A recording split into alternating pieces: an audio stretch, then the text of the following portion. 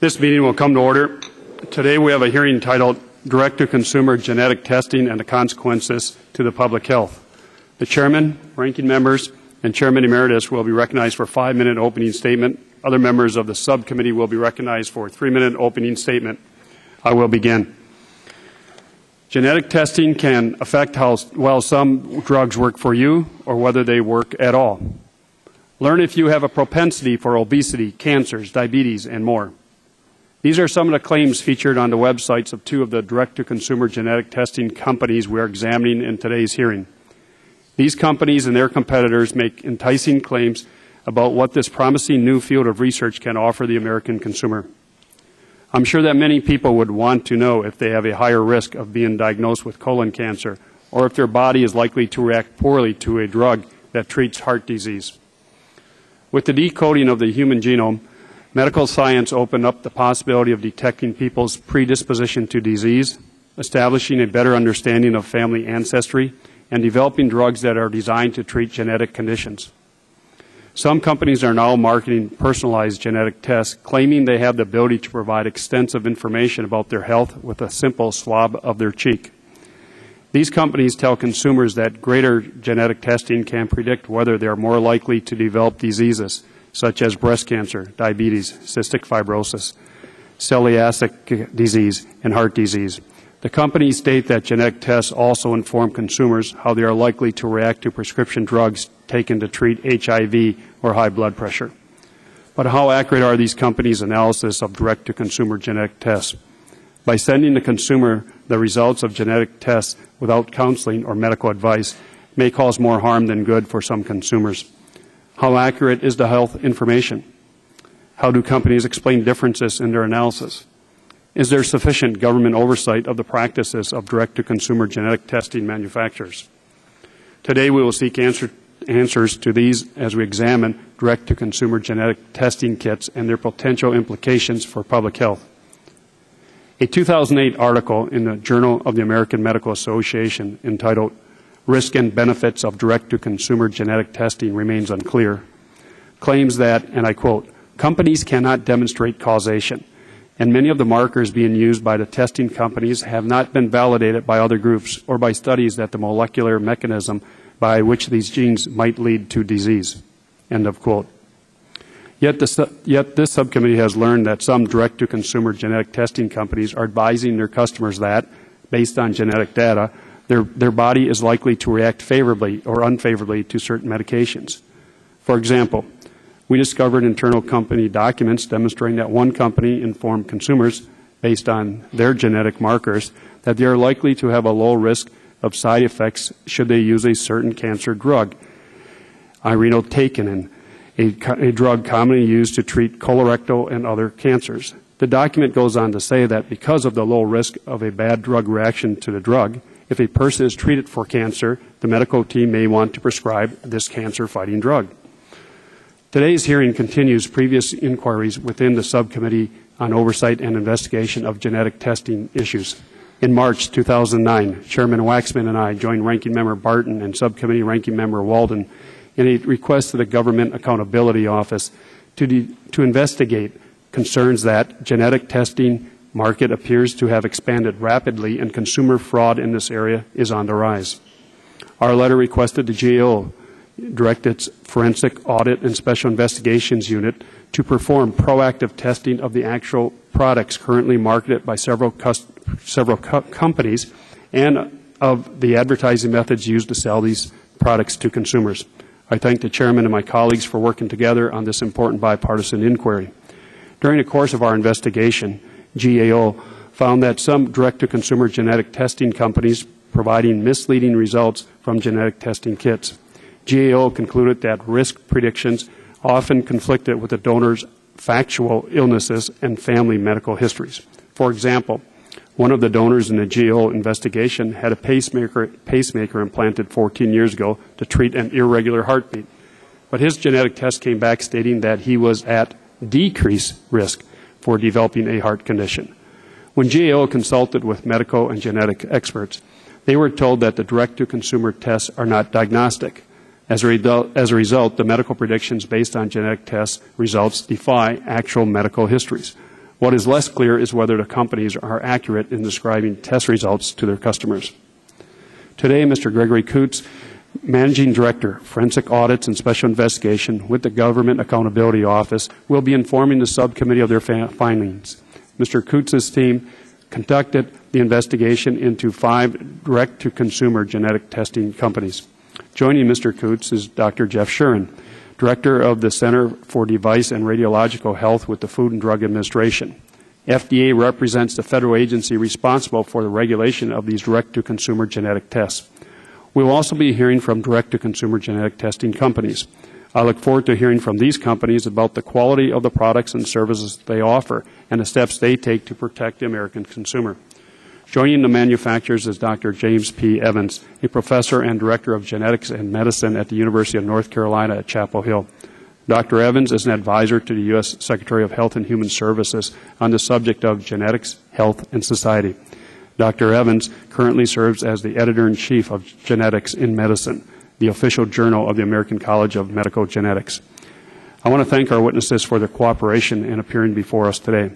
I look forward to their testimony and to learning more about the promises and risk in this exciting new field. I'd also ask unanimous consent that Congresswoman Louise Slaughter statement be made part of my opening statement. Without objection, I would next turn to Mr. Burgess for an opening statement.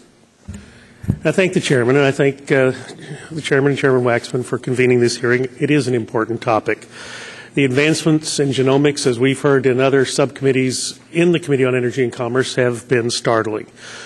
The Human Genome Project was certainly a long time in coming, but worth the wait, and the excitement that is provided has proved that point. The discovery of over 1,800 genes linked to disease is nothing short of remarkable. The promise this research holds to help those suffering or likely to suffer from diseases and medical conditions is very real. We cannot overstate the significance of these advances, and I have no doubt that genomics will revolutionize the daily practice of medicine. However, we also have to be concerned about a rush to commercialization. It is imperative that the information consumers receive is reliable and accurate. As an obstetrician-gynecologist, I'm disturbed by a recent Washington Post article where the Food and Drug Administration asserts that patients may have had surgery, irreversible surgery, based on questionable results of genetic tests for a certain type of cancer. Consumers should have access to information, but it must be reliable and accurate. No one should be required to make an irreversible health decision, such as a surgical procedure, based on unsettled or evolving science. Findings from the Government Accountability Office's undercover work with genetic testing companies raises these very concerns. The GAO's secret shoppers or fictitious consumers received disease risk predictions that varied greatly across the different companies. One person was deemed at below average, and above average risk for prostate cancer and hypertension from 4 different companies. And in this sort of testing, you don't get to pick the best 2 out of 3. Overall, the GAA found 68% of the time the donor DNA samples resulted in different risk predictions for the same disease. This lack of consistency may indicate the state of the science, but it also begs the question, how can consumers know their true risk? Furthermore, it is very difficult that companies promise impossible results, tell consumers that they will definitely get cancer, or inappropriately claim celebrity endorsement. One company counseled a patient that the above-average risk prediction for breast cancer meant that she was, quote, in the high risk of pretty much getting, close quote, the disease. The examples by the Food and Drug Administration and the Government Accountability Office show that there is cause for concern about these tests. I am a proponent of personalized medicine, but I fear that these practices might confuse the potential for these tests to be of benefit in the future. Genetic testing will not realize its potential if the components are unreliable, or worse, if fraudulent information is pushed.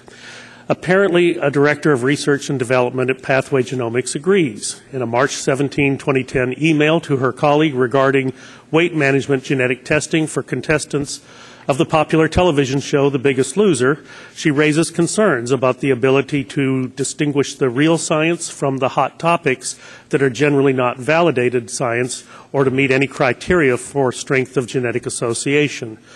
On March 18, her colleague responds that she too has on many occasions tried to raise the scientific red flag in meetings. If the people doing the research at these companies question the test's reliability, then there certainly are going to be issues for the consumer.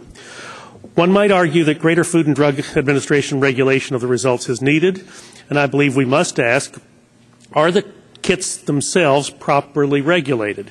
The Food and Drug Administration recently sent letters to commercial genetic testing companies asserting regulatory authority over their products. Also, the FDA convened a public meeting to look at the broader issues of regulating the developed tests. I do want to hear from the Food and Drug Administration about their plans. But a more basic question for the FDA, is the science sound enough to support this market? Can the Food and Drug Administration police genetic tests with a science that is so new and so rapidly changing? If people become uncertain as to the reliability of the results of genetic testing, because that reflects the infancy of the science, then medicine may never reap the benefits that this science holds.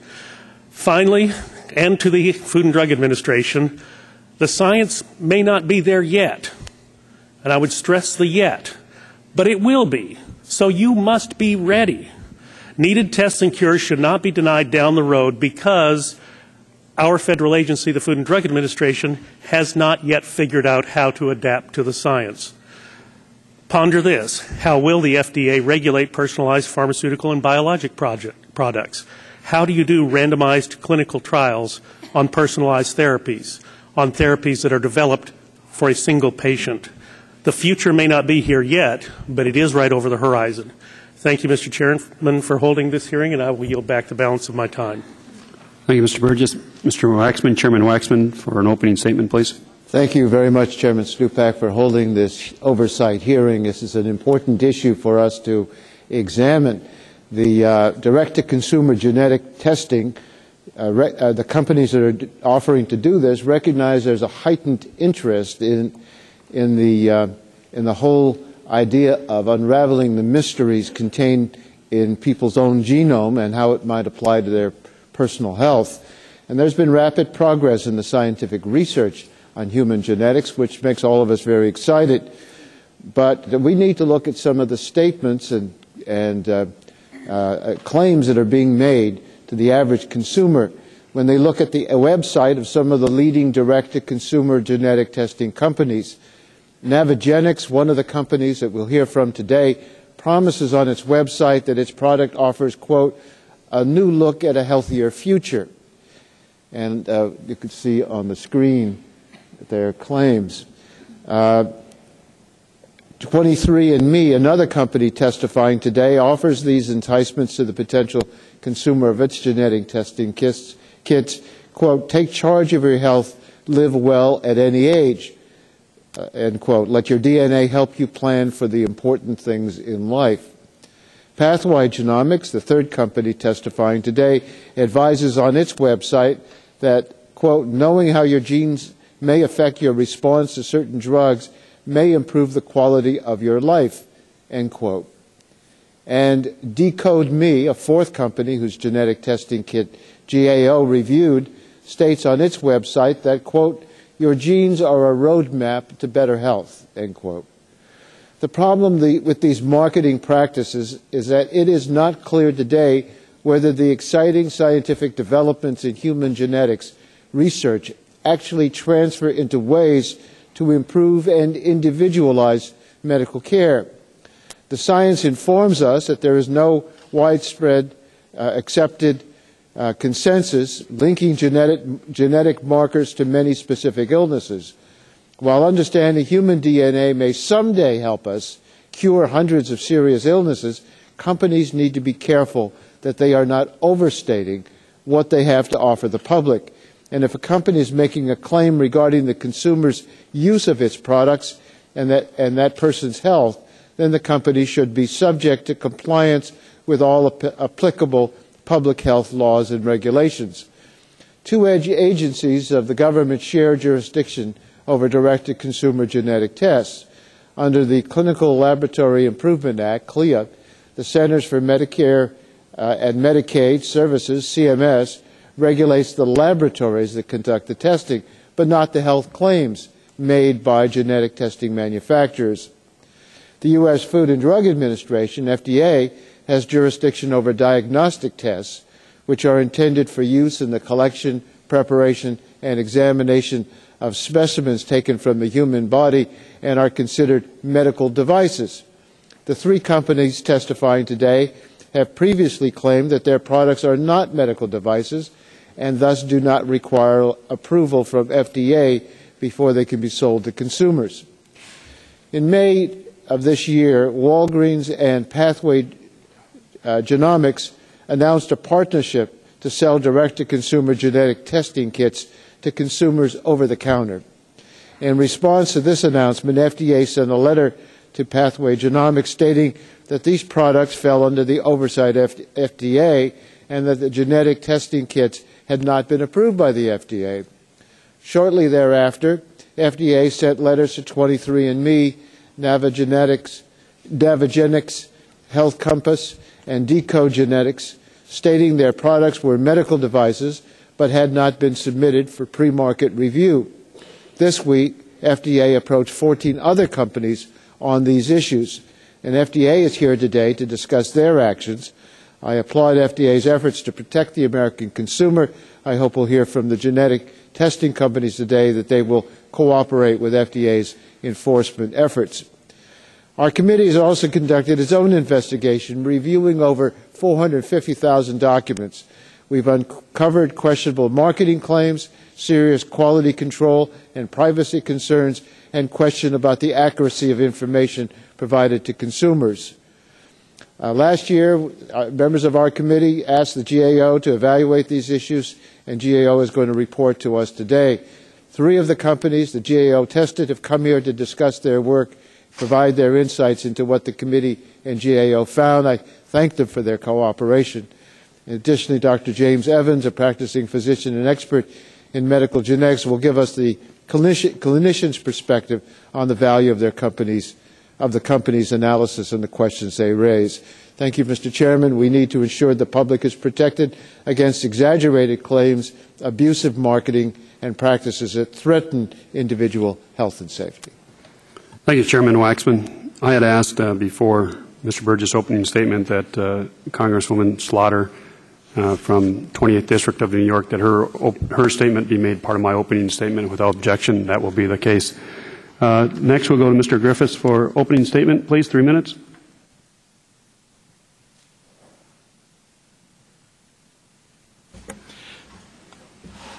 Thank you, Mr. Chairman and Ranking Member, for this opportunity, this hearing to investigate direct-to-consumer genetic testing. I would also like to thank those witnesses that are here to help us with this investigation. Today we will closely examine genetic testing and how effective the results have been for consumers. It is evident that as young as this industry is, there are many things that need to be investigated. Providing a safe, effective product for the public is, of course, the main concern that we will look at today. I'm hoping this discussion today will bring valuable insight into the scientific and ethical issues surrounding the personal genomics industry. These tests can provide consumers with the information to motivate them to live healthier lives. The development of the tests can help individuals identify if they are at risk for particular medical conditions and seek out specific medical treatments. On the other hand, if the tests are inaccurate, it can lead to confusion, fear, misdiagnosis, and even unnecessary testing and death. In addition, for the average consumer, the results of these tests can be too confusing and too complicated for individuals and their families to deal with. It is vital we prepare consumers with the background knowledge and tools they need to interpret their own genetic data in a safe and informed manner. There have already been evidences of consumer fraud, and we must make sure that this does not continue. As a physician for 40 years, I understand how important it is to provide accurate health care information to individuals so that they can make important medical decisions. We need to ensure that moving forward from today that these companies have this same goal. The answer may not be to take these tests away from public use, as they could be helpful in prevention of disease. But we do need to drive a discussion today on how to better protect the public. I might say that the diseases that draw the most attention are cancer, Alzheimer's, those we fear the most.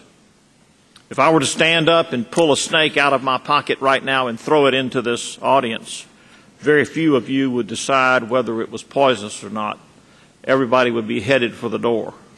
No one is more vulnerable to medical fraud than the concerned individual about a family history or a disease.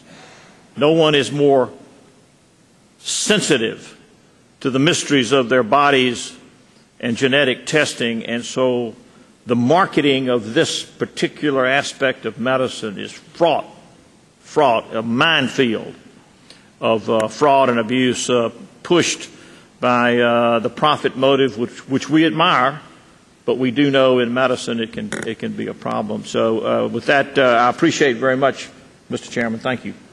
Thank you, Mr. Griffin. Ms. DeGette for opening statement, please.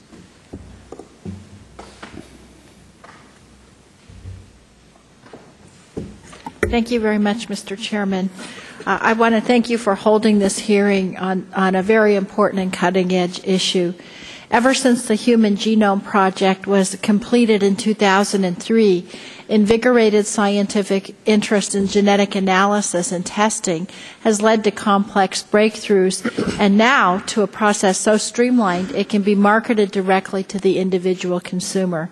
So today, because of this, we stand at a moral, ethical, and health crossroads where a significant examination from regulatory agencies is absolutely critical. Without a doubt, advances in the field have created opportunities for consumers to improve their health through the early detection of certain genetic predispositions. For example, when the technology warns somebody that they are at risk for diabetes in enough time to make significant lifestyle changes in the form of diet and exercise, this helps stave off the onset of the disease. And in addition, knowledge of an individual's unique genetic composition will allow doctors to give medicine for treatments that they know the bodies of the patients will not reject. But as we move forward, we've got to do so cautiously. Intertwined with the promise of direct-to-consumer genetic testing are the perils of what can happen when this information is used inappropriately. As a threshold matter, the information provided through direct-to-consumer genetic testing must remain private.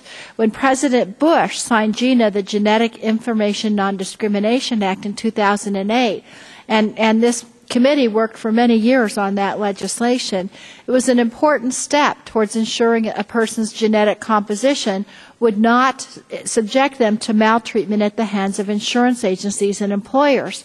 So today, faced with the reality of genetic testing becoming infinitely more available and more prevalent, it's even more imperative that we make sure that each and every individual's privacy is ensured. Of equal importance to this is that easily identifiable scientific standards are adopted across the board. Before becoming the director of the NIH, Dr. Francis Collins, in researching his book, The Language of Life, DNA and the Revolution of Personalized Medicine, was shocked to find out, and some of you here know this, when he sent his own genetic sample to the 3 leading companies, the results he received in return differed. With the potential volatility of this information, such inconsistencies are impermissible. So we have to have a recognizable set of standards.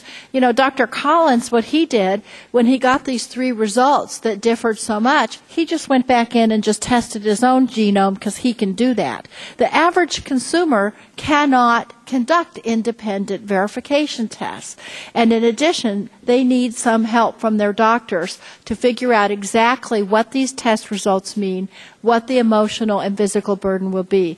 All of these things are important. I'm excited about the potential for genetic testing, Mr. Chairman, but I also think we need to make sure that we have all the protections available. Thanks, Ms. DeGette. Mr. Latta, opening statement, 3 minutes. Thank you, Mr. Chairman. Ranking Member Burgess, thank you very much for holding this subcommittee hearing on direct-to-consumer genetic testing and the consequences to the public health. Advances in technology have led to incredible discoveries in the field of genetics, and that an individual can take a simple test in order to find out if he or she is predisposed to certain diseases. Such developments have many potential applications for consumers, and I believe that this is an area that is an important step in the direction of giving individuals more power over their own personal health decisions. The rapidly growing field of genetic testing symbolizes the entrepreneurial spirit and innovation that makes America great. The possibility of excessive government regulations, which would and could effectively put an end to an increasing technology, should not be our goal. Rather, since the field of genetic testing is still developing, it is important to bring together all the stakeholders, discuss the ethical and health implications, and spur the industry to address these concerns. Furthermore, we must examine the privacy implications for individuals having access to report on their own personal DNA. The potential for fraud and disclosure of personal information necessitates a close examination of the industry. Mr. Chairman, again, thank you very much for holding this hearing on direct-to-consumer genetic testing. I look forward to hearing the testimony today and from our witnesses. And I yield back. Thank you very much. Thank you, Mr. Latta. Ms. Green, for an opening statement, please. Thank you. Thank you, Mr. Chairman. I'll admit a bias. As a physician, I was never a fan of direct-to-consumer advertising, and the direct-to-consumer genetic testing raises even greater concerns and poses even more serious consequences. Having information regarding one's health is important. The more, the better. But having the kind of information genetics testing could provide without the guidance, the analysis, and the interpretation of a health professional can and apparently has already led to wrong assumptions and wrong decisions. So even before seeing the results of the GAO study, I had serious doubts. Doubts about the claims of the testing, about the cost, and about the diversity of the genetic pool. Clients may be duped into thinking they could get the genetic analysis by paying the cost of the test, when in some cases that's an additional cost, a higher cost that some can't afford.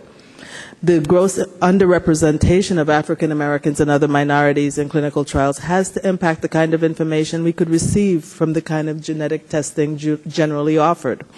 It's my understanding that because of this, results may come back with no information on some of the diseases that cause some of the major health disparities, and this is after the client has paid for the information that they don't get. I had to be, and I'm sure my colleagues had to be, CLIA certified to do simple tests in our office, where I could sit and counsel the patients myself. Although GAO showed that the information they received was generally meaningless, to think that such testing could be done and reported in such an unregulated manner is appalling. I commend the FDA for taking this issue on and the subcommittee for asking for the investigation, and I thank you, Chairman Stupak and Ranking Member Burgess, for holding this hearing. I yield back my time. Thank you, Ms. Christensen. Mr. Gingrey, opening statement, please. Mr. Chairman, thank you. I came in just in time to hear three of my colleagues give their opening statements, and they essentially have given two-thirds of my opening statement. I'm not a bit surprised that I would be in agreement with Dr. Christensen in regard to this. I mean, obviously, we all have some real serious concerns about how this information is used and what the patient's understanding of it. Genetic tests, indeed, hold great promise for our healthcare system. But the promise of these tests rests squarely on patients having the necessary information available to use the results effectively. According to the National Cancer Institute's website, patients, this is a quote from their website, should be informed both verbally and in writing about the risk of getting tested as well as what the test can and cannot tell you. That's the quote. I cannot agree more with these sentiments, as I said, expressed by my colleagues. Personal genetic testing kits, on the other hand, are generally sold to patients through the Internet, as I understand it. These tests can require that patients send their DNA sample through the mail and check the results of their test online, hopefully in a secure manner. As a provider myself of 31 years, I am very concerned with the process I just described. I don't see much opportunity to educate patients about the strengths and weaknesses of these tests, what test results can and cannot teach patients, and how these results, most importantly, should be interpreted. You've got a lot of hypochondriacs out there in this country, and we're going to make maniacs out of them, I fear. Tests such as these They may offer great insights into our health status, but the process by which these tests are conducted and analyzed should include the sound advice of a qualified medical provider like Dr. Christensen. Without the benefit of such medical insight, I fear patients may jump to wrong conclusions. Indeed, they may even jump off a building and create snap medical decisions simply out of fear or ignorance. Therefore, I believe that patients should have the benefit of medical advice when considering such test results. With that thought in mind, I look forward to the testimony of all of our witnesses, both panels, and exploring this issue in greater detail. I've got a few more seconds left, and so quickly, Mr. Chairman, this might not surprise you. Before I yield back, I would be remiss if I didn't once more use my opening statement to ask for a congressional hearing on our new CMS Administrator, Dr. Berwick. This committee, Energy and Commerce, Oversight and Investigation, this subcommittee seems like an appropriate place to ask Dr. Berwick about his thoughts on health care rationing and whether it is now the philosophy of our Medicare program, or whether Dr. Berwick still believes that a humane health care system should transfer the wealth and resources from the rich to the poor. These are valid questions, questions for which I want answers, questions for which my constituents want answers, and I would like to believe that finding these answers is not a partisan endeavor, but one we can accomplish together. It's true that I may not agree with some of my colleagues on what the substance of those answers should be, but I think we should all be able to agree that getting answers to these questions is of utmost importance. And, Mr. Chairman, with that, I yield back, having used 23 extra seconds, and I appreciate your indulgence. That concludes the opening statements by members of the subcommittees who are present. So we have our first panel of witnesses tabled before us. On our first panel, we have Dr. Jeffrey Shern, Director, Center for Devices and Radiological Health at the Food and Drug Administration, and Mr. Gregory Kuntz, Managing Director, Forensic Audits and Special Investigations at the Government Accountability Office. It's the policy of the subcommittee to take all testimony under oath. Please be advised that you have the right under the rules of the House to be advised by counsel during your testimony. Do either of you wish to be represented by counsel? Both indicated that you do not. Therefore, I'm going to ask you, please rise, raise your right hand, take the oath. You swear or affirm the testimony you're about to give to be the truth, the whole truth, nothing but the truth, the matter pending before this committee. I do. Let the record reflect that the witnesses replied in the affirmative. They are now under oath. We will begin with opening statements by our witnesses. Dr. Shern, start with you, please, sir. Doctor, I'm sorry. I guess they want Mr. Coots to go first. Greg, do you want to go first then? Sure. Sorry about that, Doctor. Mr. Chairman and members I'm not going of the subcommittee. anywhere. Okay, sorry. Go ahead. Mr. Chairman and members of the subcommittee, thank you for the opportunity to discuss genetic testing. Today's testimony highlights the results of our investigation into genetic testing products sold directly to consumers. My testimony has two parts. First, I will discuss what we did, and second, I will discuss what we found. Also, at the end of my presentation, I will play audio excerpts from several of our undercover calls to genetic testing companies. First, we investigated 4 companies that have been touted as some of the most reputable in the industry. These companies claim that their tests will analyze DNA and provide genetic risk predictions for conditions such as cancer and Alzheimer's disease. They claim that the results of these tests can be used by consumers to help prevent them from getting these diseases. To test the legitimacy of these claims, we purchased 10 tests from each of these 4 companies. The cost of these tests range from $300 to $1,000 each. For each of our 5 volunteer donors, we sent 2 DNA samples to each company. One of these samples used factual information, while the other used fictitious information about our age and ethnicity. We used bogus identities for all 5 of our donors. We compared the risk predictions that we received for each donor for 15 diseases and made undercover calls to these companies to discuss our results.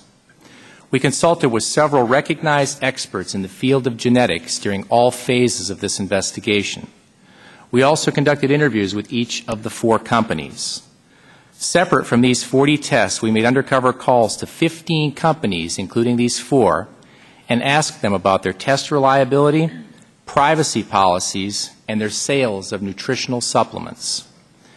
Now that I have set up what we did, let me go to the second point, our key findings. First, all 5 donors received conflicting results. Assuming these tests are credible, one would expect that the same DNA would receive the same predictions. Not so. 68% of the time, our donors received different predictions for the same disease. For example, as shown on the monitor, donor number 3 was at the same time at below average, average, and above average risk for prostate cancer, high blood pressure, and type 1 diabetes. By the way, donor number 3 is me. So, Mr. Chairman, as a consumer, which of these predictions should I believe? Dr. Burgess advised me to be optimistic and to believe company number 2. However, what I really believe, as do our experts, is that these results show that these tests are not ready for prime time. We also received disease predictions that conflicted with our donors' actual medical history. For example, as mentioned, I have in my hand, and for those that can't see, the monitor shows the actual pacemaker one of our donors recently had replaced. This pacemaker controlled this donor's atrial fibrillation or irregular heartbeat for the last 13 years. However, according to 2 of these 4 companies, this donor is at below average risk for developing atrial fibrillation. So, as we've talked here, is this science or is this art? We also identified, as mentioned, deceptive and fraudulent marketing practices related to genetic testing. For example, I have in my hand a bag of nutritional supplements that are supposedly customized to my specific DNA. According to the sales representative, these supplements can treat or prevent arthritis. They can also replace prescription medications for high blood pressure and high cholesterol. Sounds great. The problem is that these supplements are illegally being marketed as a drug without the required FDA approval. One company claimed, as mentioned, that Lance Armstrong and Michael Phelps used or endorsed their supplements. According to representatives from Mr. Phelps and Mr. Armstrong, they have nothing to do with these supplements. 2 companies claim to have a DNA test that will predict which sports children will excel at. And finally, 2 companies told our fictitious consumer that she could secretly test her fiancé's DNA and surprise him with the results. This secret testing is illegal in 33 states. In conclusion, our investigation shows that the test results that we received, as all of you have mentioned, are misleading and, in many cases, not of much value to consumers. This is particularly relevant today as companies are attempting to market these tests in retail stores across the country. These results should not detract from the great promise of genetic testing and the progress made. However, consumers need to know that today, genetic testing for certain diseases appears to be more of an art than a science. As I mentioned, we will now play audio excerpts from some of our undercover calls to genetic testing companies, and you will see the transcription of the conversations on the monitors as you listen.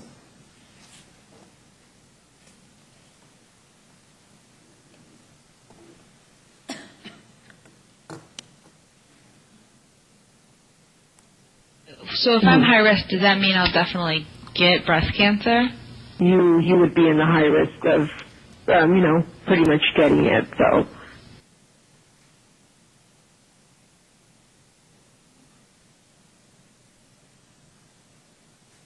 We found out recently that we can repair DNA damage. This has been known for a while and demonstrated. And can really? Oh yeah, it's called epigenetics. And that's repairing DNA? Yeah. The genes are considered now not to be the source of our biology. They're a symptom.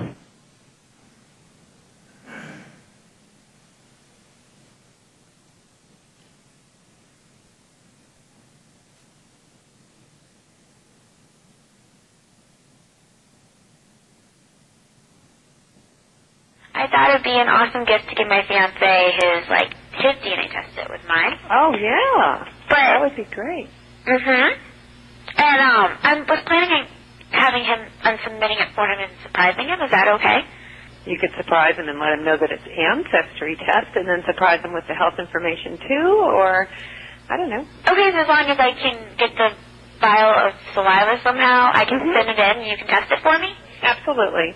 Okay, that'd be amazing. Thank you. Yeah, we have people, we just don't know that that's what they're doing. Okay. People will purchase something, send it in, and get the result.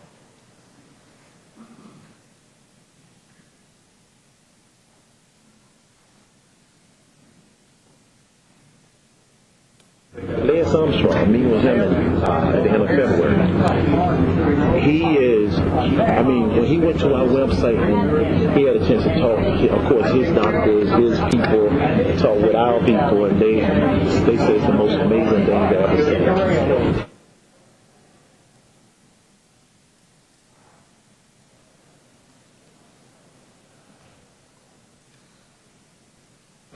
My mom and dad both have high cholesterol and problem maintaining blood pressure. I don't have either one, but my parents have both. If I wouldn't have started taking my product, it's in my genes. I would eventually get it because it's in my genes. So they both have it, you don't, and if you take the supplement, you don't get it. Right. And so I'm on high cholesterol medicine, so I can stop that if I take the supplement. You're going to continue on taking the medicine, okay? It's going to get to a point. You're going to take him your assessment. I'm start taking my custom supplement. Then that's when you're going to stop taking it. And you're going to monitor it the same way. Okay. But the difference is you're not going to be taking a medicine.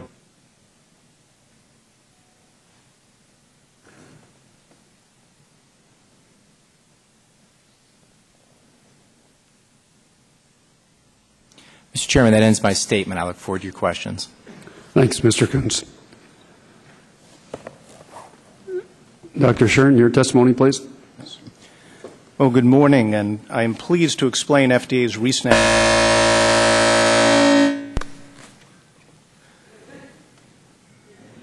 I hope that's not a portent of things to come.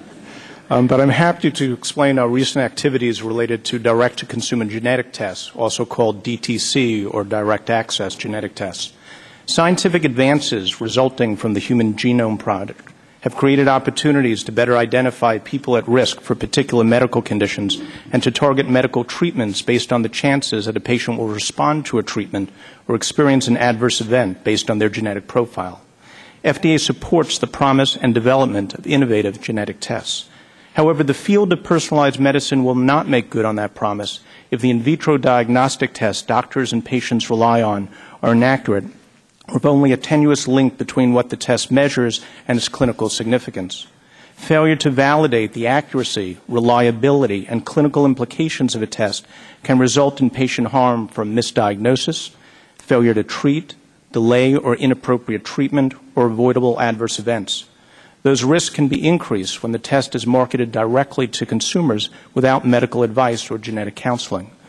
A genetic test is subject to FDA oversight only if it is a medical device, that is, if it's intended for use in the diagnosis, cure, treatment, mitigation, or prevention of disease. A test to determine a person's risk of developing heart disease is a device, but a test to determine ancestry or curly hair is not a device. At the time of the 2006 GAO investigation, most of these diagnostics were nutritional genetic tests that assess what kinds of foods consumers should eat and dietary supplements they should take. FDA followed up with those companies, and FDA, CDC, and FTC published a cautionary statement on DTC genetic tests. In 2007, FDA began meeting with some of the companies that are the subject of the GAO's new investigation. FDA's Center for Devices did not inform these companies that they could lawfully market their test without FDA oversight. Instead, the Center met with them to gain a better understanding of what they were doing or planning to do. At that time, these tests were being marketed for such purposes as antiquity determinations. Since then, though, we've seen changes in the number and types of claims being made. One company provided test reports for 17 conditions in 2008, but provides over 100 types of results now. Some companies now are making claims about high-risk medical indications like cancer, about the likelihood of responding to a specific drug. In many cases, the link between the genetic results and the risk of developing a disease or drug response has not been well established. Even the experts don't know what the results mean. Marketing DTC can increase the risk of a test because a patient may make a decision without a medical professional that adversely affects her health based on a false result, such as stopping or changing the dose of a medication. More aggressive DTC marketing efforts became evident recently when Pathway Genomics was poised to offer their home-use saliva collection kit directly to consumers through more than 6,000 Walgreens stores. 23andMe is marketing to consumers on Amazon.com. The escalation in risk and aggressive marketing caused FDA to notify Pathway Genomics on May 10 of this year that their offering appeared to meet the definition of a medical device. On June 10, FDA sent similar letters to all other diagnostic test firms offering their tests directly to consumers. FDA considers all of these products to be a medical device on the basis of the manufacturer's claims about the test results. In addition, a letter was sent to Illumina Incorporated for supplying an unapproved genetic test to several of these DTC companies. All 6 companies have been invited to discuss further the regulatory status of their products with FDA. FDA is meeting with these companies now and may take additional actions depending on the outcome of those meetings. Earlier this week, we sent similar letters to 14 other firms marketing DTC genetic tests. FDA supports consumers having information about their genetic profile. We just believe consumers should have results that are accurate, supported by sound science, and understandable. We're not being paternalistic, we're being patient advocates. I commend the subcommittee's efforts to further the dialogue about the safety and effectiveness of genetic tests being marketed today. Mr. Chairman, that concludes my formal remarks. Thank you, Doctor. We'll start with questions. I'll begin.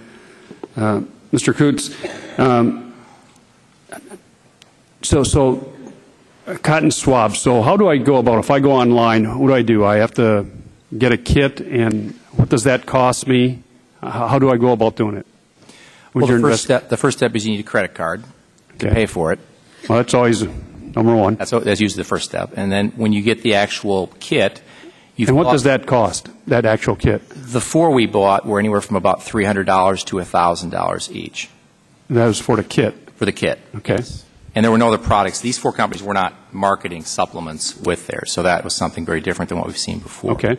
So once you get that, you fill out a certain profile information, mostly age and ethnicity, and 3 of the 4 actually had you spit saliva into a little container, okay, and then seal that container and put it in the mail. The other one used, like, what was a Q-tip to do cheek swabs to get the DNA samples, and then you put that into a plastic container and send that in. Now that's costing me anywhere between $300 to $1,200 for this test. There's others that are more expensive and less expensive. There's a lot more on the market, but with these, it was $300 to $1,000. Okay. What do you estimate Americans spend each year on this genetic testing? How large is this industry, would you say? We don't know. The only source we've seen, I think, is the National Academy of Sciences reported it was approaching $1 billion and growing at 20 or 30% a year. But I don't think anybody would ever know, with the Internet being one of the primary ways that this is marketed.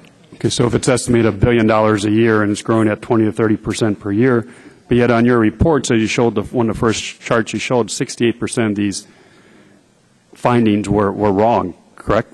Well, they differed. For example, when I mentioned in my opening statement for prostate cancer, I had different companies tell me I was at below average, average, and above average risk. So 68% of our 40 tests, we got different results for the same disease. Okay. Then how did you get the bag of supplements there, the black bag there? That was a 5th company we tested, and actually they were very, very different. They would be more of what we would describe the bottom feeders in this industry, the ones who are really more of a consumer scam. They're telling you based on your DNA that they've customized these supplements to me, and I've got my fake person's name, and I'm not going to tell you what it is. We're going to use it again someday probably. But, they're saying that if I take these supplements, that it's going to reduce the probability I'm going to get these diseases they say my genetic tests show I'm predispositioned to have. So if it says you're predisposed to high blood pressure, they'd send you these supplements. And what did the supplements cost, that little black bag of supplements? $140 a month. All right. And how long are you supposed to take those supplements then?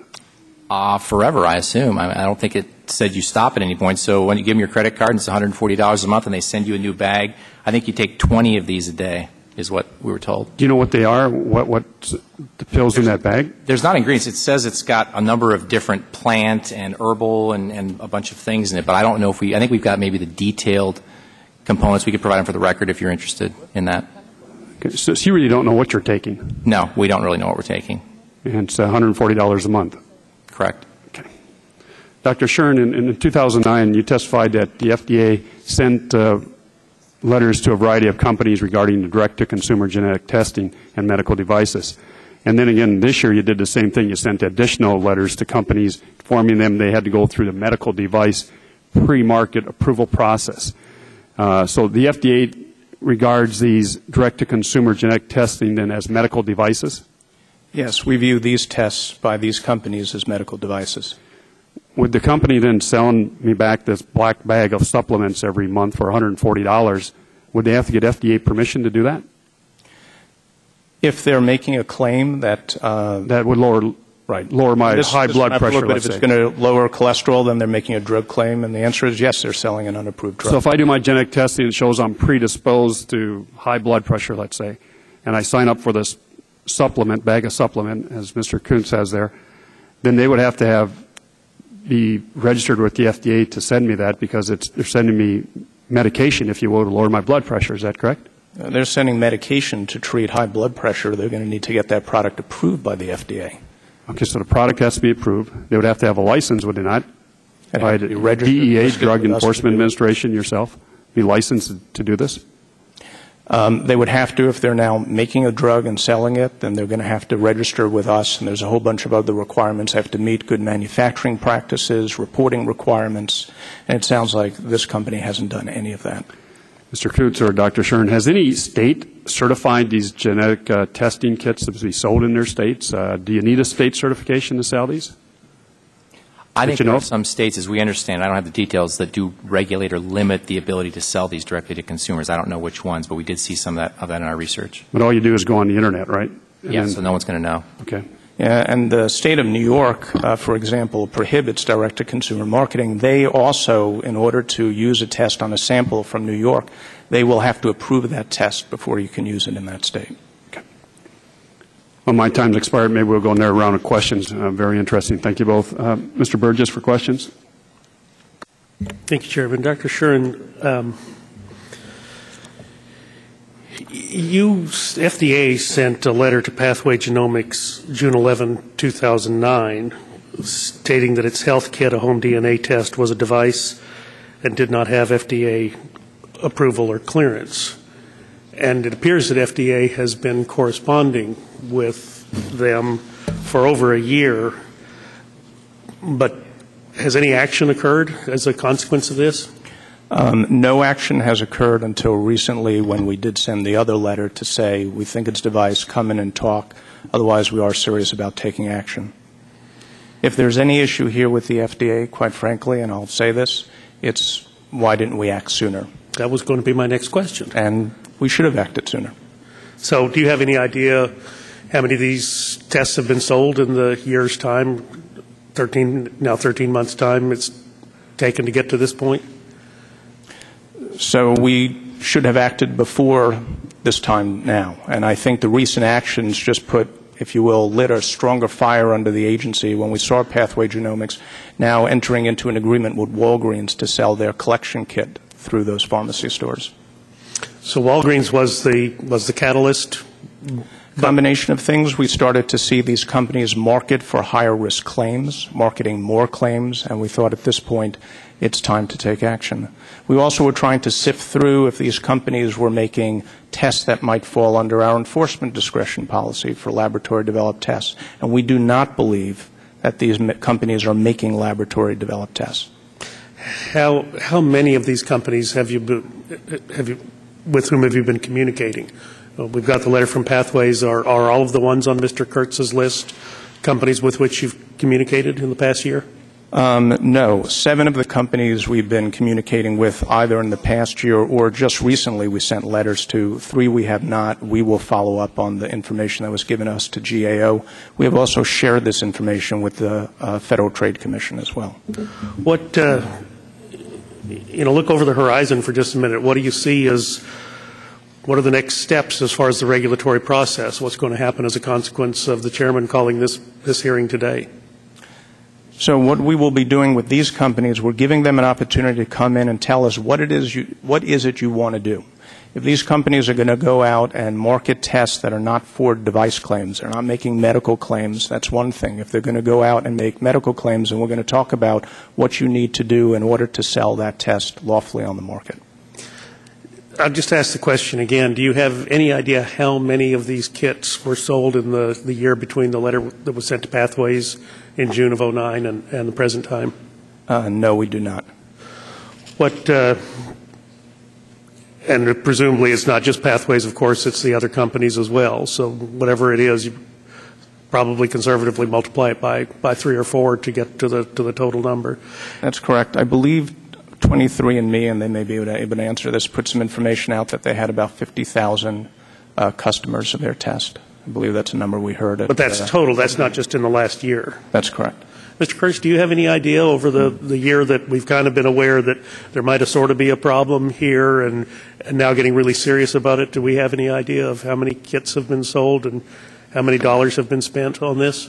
No, this was primarily an undercover investigation, so we didn't do a lot of market research, and I don't know how anyone would tell for sure, but I mean the companies can represent that hopefully at the next panel. And maybe we'll go there with the next panel.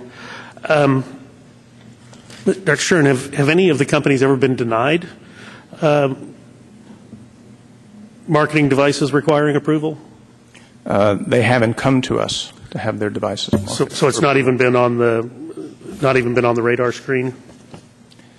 They haven't. In years past, when the tests were first being developed with some of the companies, we actually suggested that they come to us if they want greater clarification. Back then, they were making much simpler claims. They never came to us with any data or information.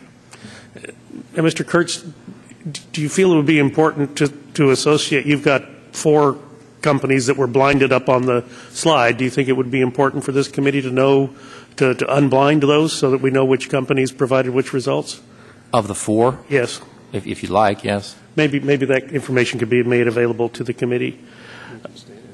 What's that? If he knows he can state it.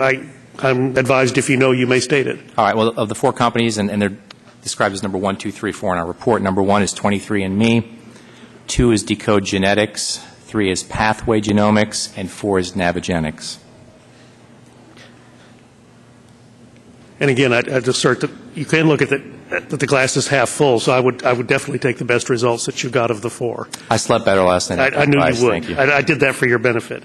And your testimony notes that Company 2 claimed that testing for more markers is probably more accurate if the company tests for more markers that increases their accuracy. Can you comment on that?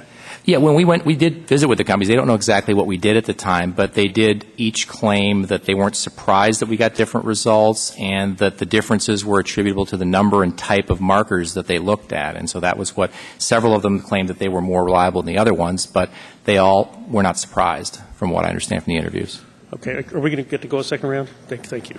I'll yield back. Chairman Waxman, please. Thank you, Mr. Chairman. Well, Dr. Shern, you believe that these are medical devices and should be regulated by the FDA. Is the basis of that the claims that are made by the websites and the producers of these tests? Yes, that's correct. So claims for risk of cancer or sensitivity to drugs.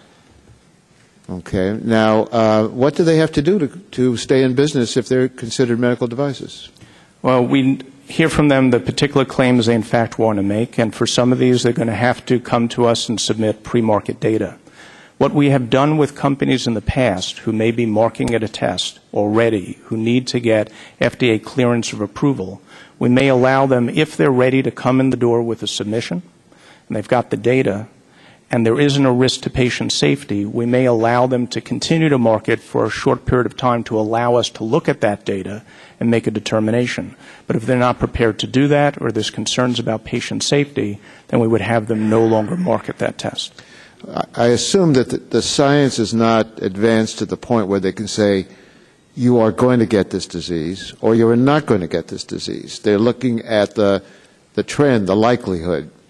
Now, if they have a scientific ability to say it's more likely than not, isn't that helpful to the consumer? And how would they be able to get approval for that kind of a claim from the FDA when they can't show the absolute scientific backing for a claim like that? Well, what's critical here is that, first of all, that information has to be accurate. And there's a lot of questions now about the accuracy of that information, as you saw from what GAO showed, and it's been in some published reports already that, in fact, the companies disagree. One of the companies, even in letters to us, admitted that different genetic testing companies can report inconsistent results even when based on tests with proven analytical validity. And they go through all the different reasons because they're looking at the data, they're making their own determinations on where to make cutoffs on the science. Another company on their website has said many of the genetic discoveries that we report have not been clinically validated. And the technology we use, which is the same technology used by the research community, to date has not been widely used for clinical testing. So in terms of what we're going to want to see is not only is it accurate, but if we're going to give information to patients, is that information truthful, not misleading? Are they going to understand it? What's going to be the emotional impact with that patient? Is it information they're going to be able to handle by themselves? Or it's really information that they need a physician or a genetic counselor to provide back to them? We're going to look for data to answer those questions. Well, that's an interesting point, because you're saying not only does the information have to be accurate, but FDA is going to evaluate how the information is going to be received. Now, let's say there's a maternity test. Someone wants to market a maternity test. I assume that requires FDA approval, pre-marketing approval. Did FDA, in reviewing those tests, look at how the information would be received? Well, when we do look at tests that are over the counter, so here the test is simple enough that the patient can use it and test themselves, and they can understand and use the results. So the answer is, for these tests where there are concerns about how the patient will No, but I asked you about a specific one. Well, for maternity may not be actually a device claim. Now, as I understand, a paternity test is not something that would be approved by the FDA. Why is that? That's correct, because if it's using, for example, as evidence in a court case for determining if you're the father of the child, that's not a medical claim. However, there may be things about paternity. If you're saying that, well, we're looking at paternity for making a decision of your risk for heart disease, then you're making a medical claim. Now, the consequence of some of these lines, for exactly where you draw it, for a company to get a medical device approval would mean what? They'd have to do lots of tests. It'll cost them lots of money. And I suppose that some of these companies won't be able to stay in business. Is that a fair statement? Well, it depends upon what they're going to actually test. And to show that it's actually accurate, you're measuring what you're supposed to. So, for example, this is the genetic profile we're looking for. Much of that is bench testing. Let me ask you this question, because I have just a few seconds left. If the requirement for the test, and this is yet to be determined by FDA in talking with these companies, if the cost of doing the test to get pre-market approval by the FDA would turn out to be so expensive that the companies could not stay in business, and there were no companies in business, is that a good result? Does the FDA think it's a good idea not to have any of these companies doing this kind of work? We think that it's good to have companies doing the work if the tests are accurate, they're supported by sound science, and they're understandable. We don't think it's good to be giving misinformation to patients. Thank you. Thank you, Mr. Chairman. Mr. Coots, if I may, you identified the 4 companies that you dealt with in your investigation, but the company that you bought the supplements from, that was not one of the 4? Right. That was GeneWise Life Sciences. Okay. Mr. Griffiths, for questions, please. Just a couple of comments. I think that Chairman Waxman is making a very good point. I don't think that the companies that are in question here if they disappeared tomorrow, would impact the scientific community and our desire to do research into genetics. I don't think that's really a discussion here. I think the discussion is that whether you're a PhD or a physicist or you're a farmer with a limited education, your medical IQ levels out when someone says cancer or Alzheimer in front of you, and you do not have the ability to interpret these results, much less have a follow-up as to what is necessary. As far as prostate cancer is concerned, we know that if a man lives long enough, he will develop prostate cancer. This is all bogus. This is nothing more than the snake oil salesman revisited again in a high-tech community and in a high-tech way. I think that the proof is in many of the discussions that you've had with these companies, and it's very difficult to protect the public from itself and its desire to be healthy.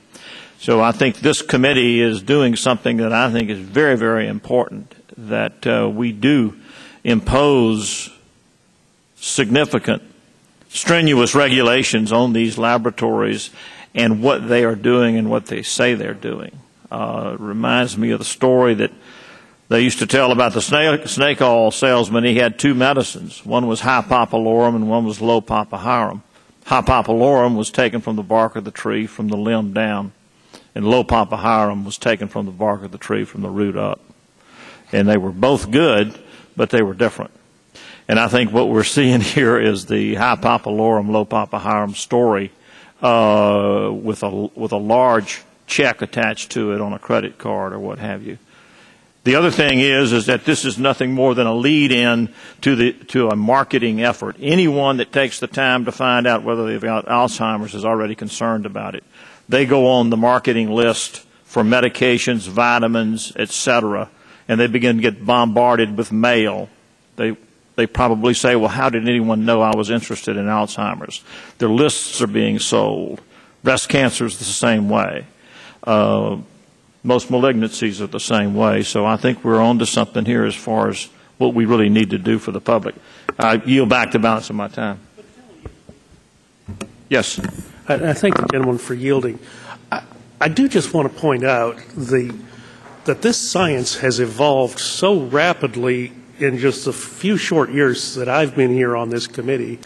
And I can remember Dr. Zerhouni talking to us, sitting at this very witness table in his last public appearance in front of this committee, talking to us about the single nucleotide polymorphisms that are being used as these tags as to ascertain the risk factors. And he put a slide up on the board that showed the number that were available in 2003 and then went through the years. And by the time we got to 2008, which was the year then, the entire slide was filled up with these. So there has been a dramatic expansion of the information that is available.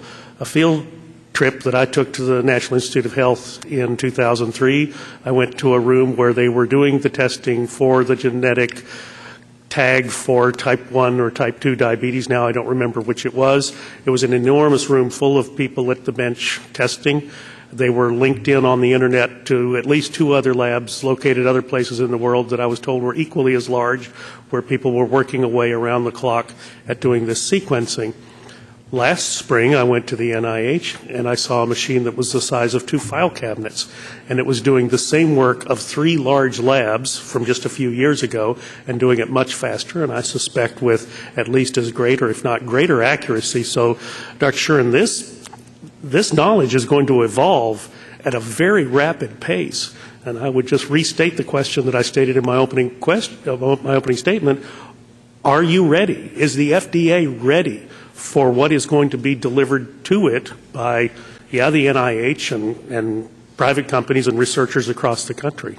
Would the gentleman yield to me in the few seconds he has remaining? I'd asked a question to the witness, but I was hoping to get a response. Let's get a response, and then we'll let the chairman follow up. Well, it's a great question. And the answer is... That's why I wanted a response. It was a great question. And I'm sure your question will be just as great. So we held a public meeting on June 30th to get at this question. We are thinking, and I'll tell you our initial thinking is a really out-of-the-box approach on genetic testing. We have two issues. Does the technology that we're being used, is it accurate? And as you mentioned, you could be looking at hundreds of thousands of these single nucleo SNPs, and you're not going to have a validation that looks at every single one of them. So we're looking at maybe there would be a subset, and if you could show, you could demonstrate you're accurate with that subset, that's good enough, and we would trust you on all the rest of the things that you're looking at. The second piece goes to then, when I test for that profile, do I really know that it's detecting or predicting the disease it's supposed to detect and predict? And that's where the science really is evolving. What we're thinking about is FDA along with NIH pulling in from the healthcare community, pulling in from patient groups, actually sit there going through the science, and when we set the standards of what's good enough and when it's ready, allow those claims. The companies then would not have to come back in the door with a new application. We'd say, you are already a validated test, you can now make this claim. And that actually would be a way to allow for a lot of tests to be out there, and we would be able to sort of go through that science with a lot of experts to then allow for those claims. And that would actually be a much less expensive way of doing it for these companies as well. And that could tie into the disease registries that we are building as a result of work in this committee. Thank you, Mr. Chairman. I'll yield back. Chairman Waxman. Well, the gentleman's time has expired. The others are waiting to ask their questions. Mr. Griffith, thanks. One quick comment. In addition to disease, one of the things that's going on is most of our good, legitimate genetic labs are wide open information. They share it. It's a real scientific endeavor. We know that we can expose 100 of our troops to a traumatic event in Afghanistan and Iraq, and only 10% will develop post-traumatic stress syndrome. We believe there's a genetic tendency for that. So a lot of the research that we're doing is unrelated to the snake oil concept, but it's ongoing, and it's certainly not part of this discussion. So yield back. Remember, in the last 48 hours, this committee went from Gulf oil to snake oil. So we're on top of our game. Ms. DeGette for questions, please. Thank you, Mr. Chairman.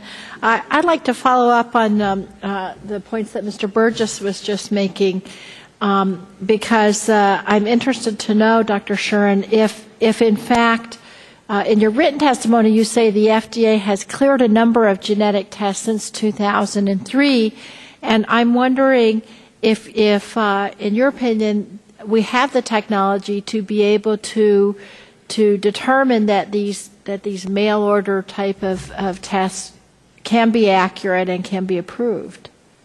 So there are two parts of accuracy. The technologies using today are getting better and better, and some of them are pretty good.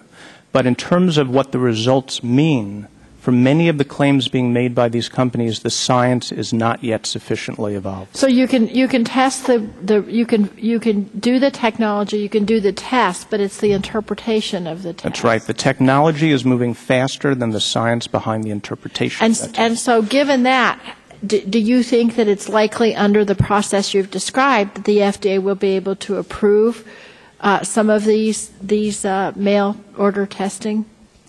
It's possible. We're going to have to wait and see, what data they have, what claims they make. I think some of those claims they may not be able to make today. Some of them maybe they would be able to make, but it's going to be based on sound science. And do you think that primary care physicians are adequately trained to interpret and assess and make recommendations based on these tests at this point? Well, I'm not an expert in that, but I'll tell you the Secretary's Advisory Committee on Genetics, Health, and Society concluded that physicians generally are not well prepared to provide that kind of counseling. So is that going to be part of the FDA's consideration as well?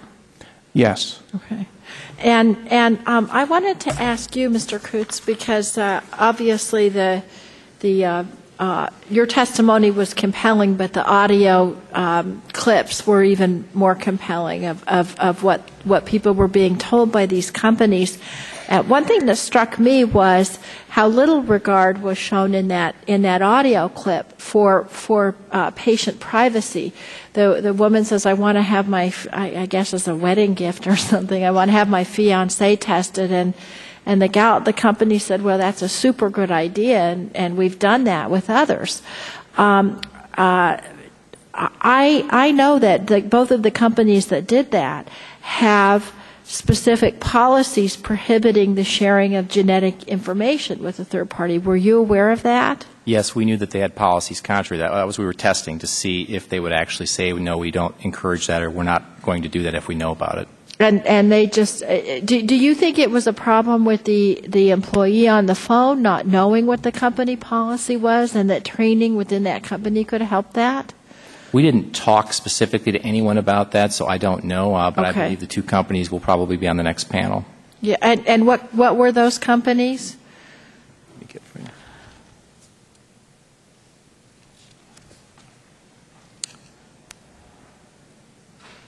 I believe it's Pathways one, Okay. and Navigenics is the second. Okay, thank you. And here's my other question.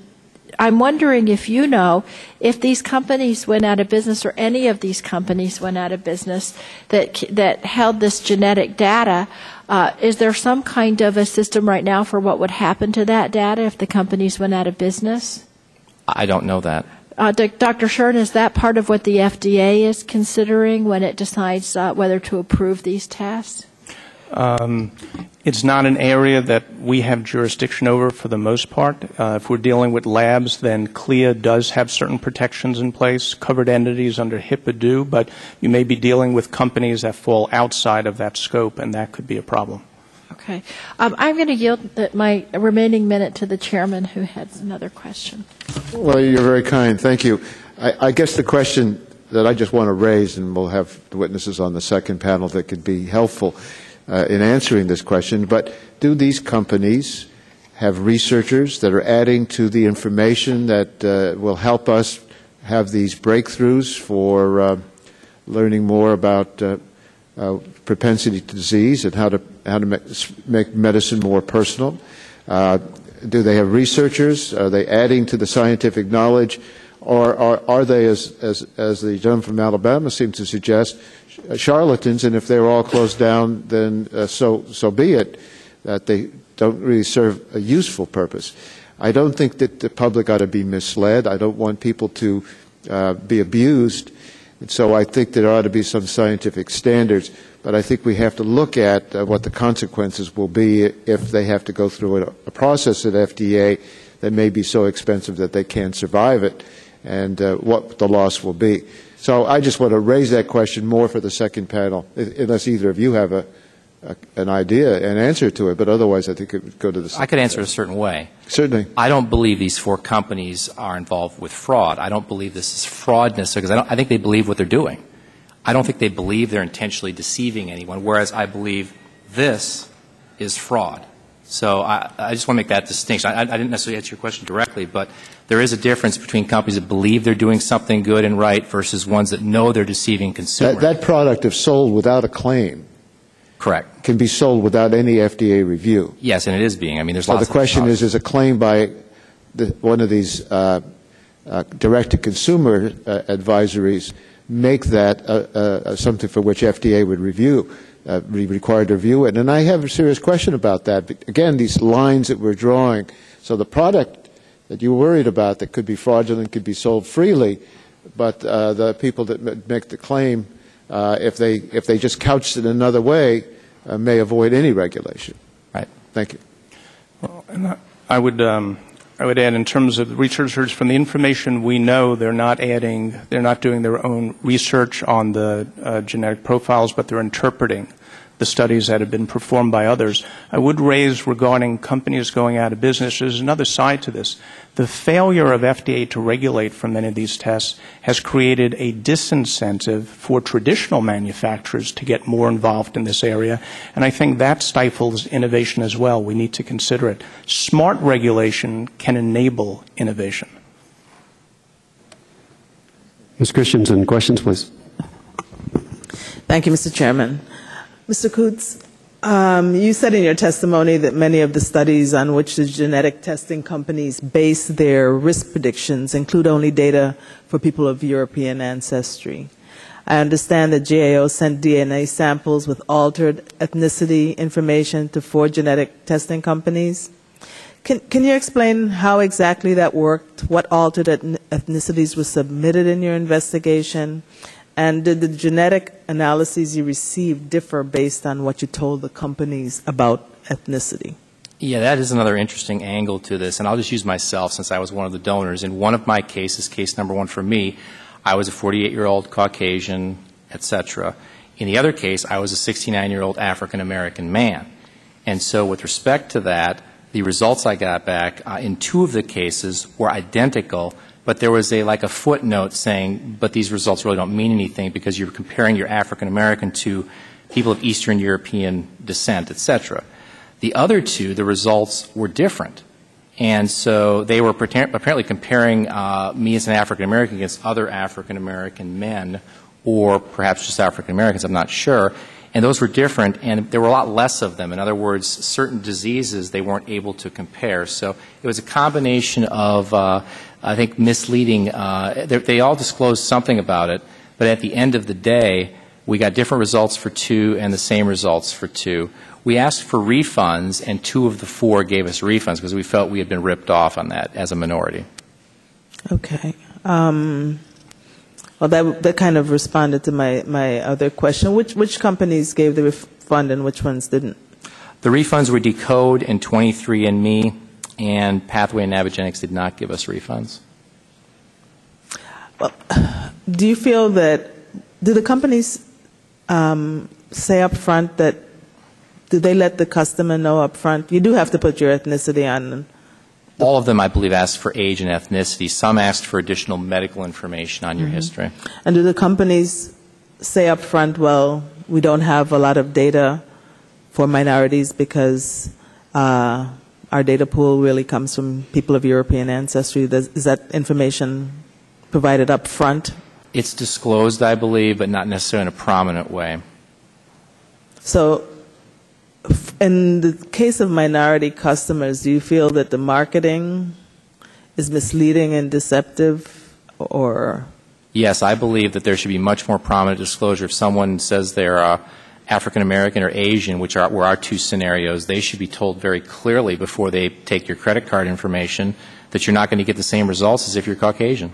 Right. I think it's appalling that the companies would ask about the customer's ethnicity at the outset, and despite knowing immediately they can provide the customer with the full results, still run the test and charge the same price.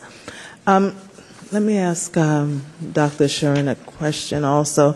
The reason that FDA can, and it sort of follows up on the chairman's question, the reason that you have any jurisdiction over these tests is because they qualify as a medical device because of some of the claims that they make. Is that right? And that's correct. So the company can just change their claims and fall below the threshold.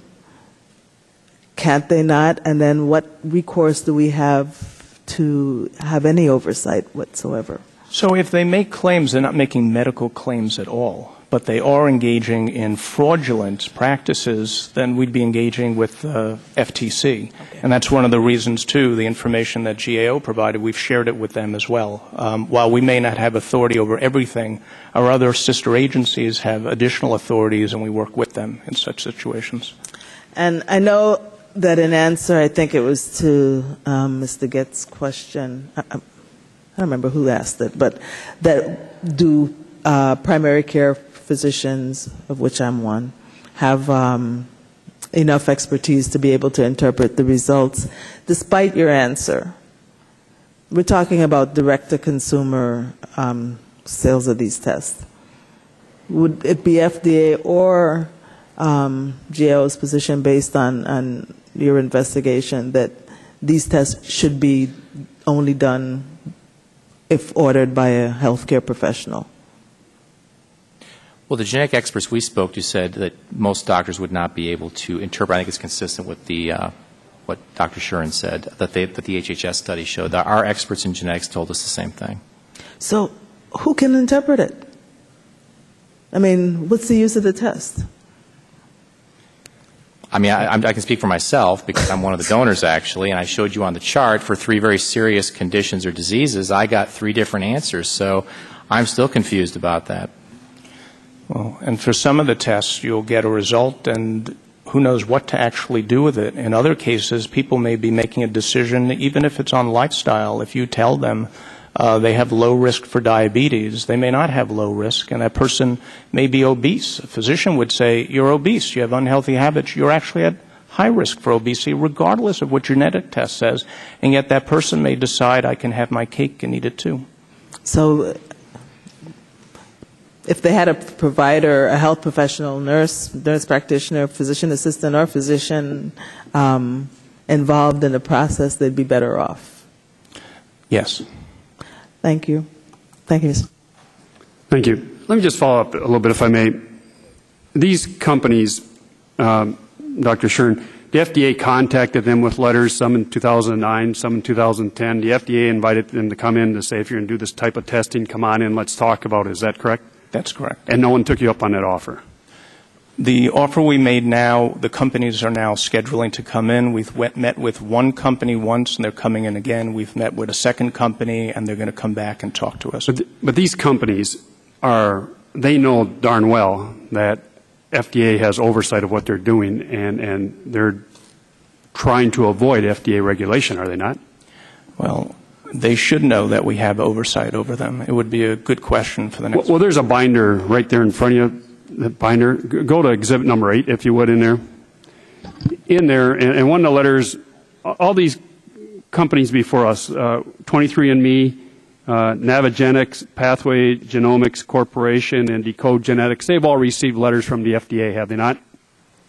Yes. Okay. So if you go to tab 8 there, this is document, it's dated, it's an email actually, July 1st, 2009, from a Pathway employee who's discussing the advantages and disadvantages of using a swab for DNA collection. You can see in there they have the pros and cons. And one of them they list is under the pros, the employee says, for using swabs is to, quote, avoid issues of FDA regs regarding device manufacture and licensure of collection container. So they're trying to avoid FDA regulation. They think they use a swab, they avoid FDA. Do they avoid FDA regulation using a swab? No, not necessarily. And I think, and this was for Pathway Genomics, did you say? Correct. So Pathway Genomics isn't even, if they're trying to argue I'm a laboratory-developed test, and when I get a collection sample, I have to use something that's approved or cleared by the agency for that use. They're not a lab-developed test. Their genetic tests they use, they buy from another company. That's our understanding. If that's not the case, they can demonstrate to us otherwise. Okay, so they have the lab, but then also when they send the results, like to Mr. Coots, they're making a medical decision or a diagnosis, are they not? Yes. And you need a license for that, do you not? That's something that goes, I hate to do it this way, but for state law is sort of who can actually practice medicine if they're engaging in practice medicine, but regardless, they are acting as a manufacturer under FDA law. And then if they send you a bag of supplements there for $140, now they're actually practicing medicine because they say this bag of supplements may lower my blood pressure, correct? Or they would certainly be acting as a drug manufacturer. Okay. Go to exhibit number 2.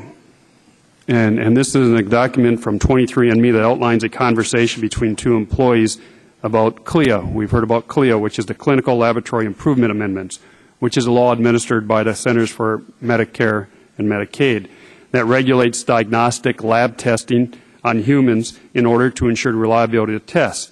So if you look at exhibit number 2, and it says in there, Alex says, CLIA is so useless for a lot of things, it seems. It ensures that all, and they have some colorful language in there, are well documented and validated, but doesn't actually prevent them. So, Dr. Shern, I understand that CLIA tests whether the lab test is reliable, but does the CLIA process have any role in protecting consumers from being confused or misled about diagnostic value in these genetic testing? No, CLIA does not address that. Okay, does CLIA process make sure that the direct-to-consumer genetic test does what it purports to do? No, it doesn't. What kinds of regulatory schemes, then, would address both the reliability of the tests and ensure the safety and the efficacy of these tests? What you need is both FDA oversight and CMS oversight under the Food and Drug Cosmetic Act and under CLIA. Well, as our investigation shows, there are some with the direct-to-consumer genetic testing market will go to great lengths to avoid government regulation. So we really hope that this hearing provides a more balanced and demonstrates why stronger and more diligent regulation is necessary.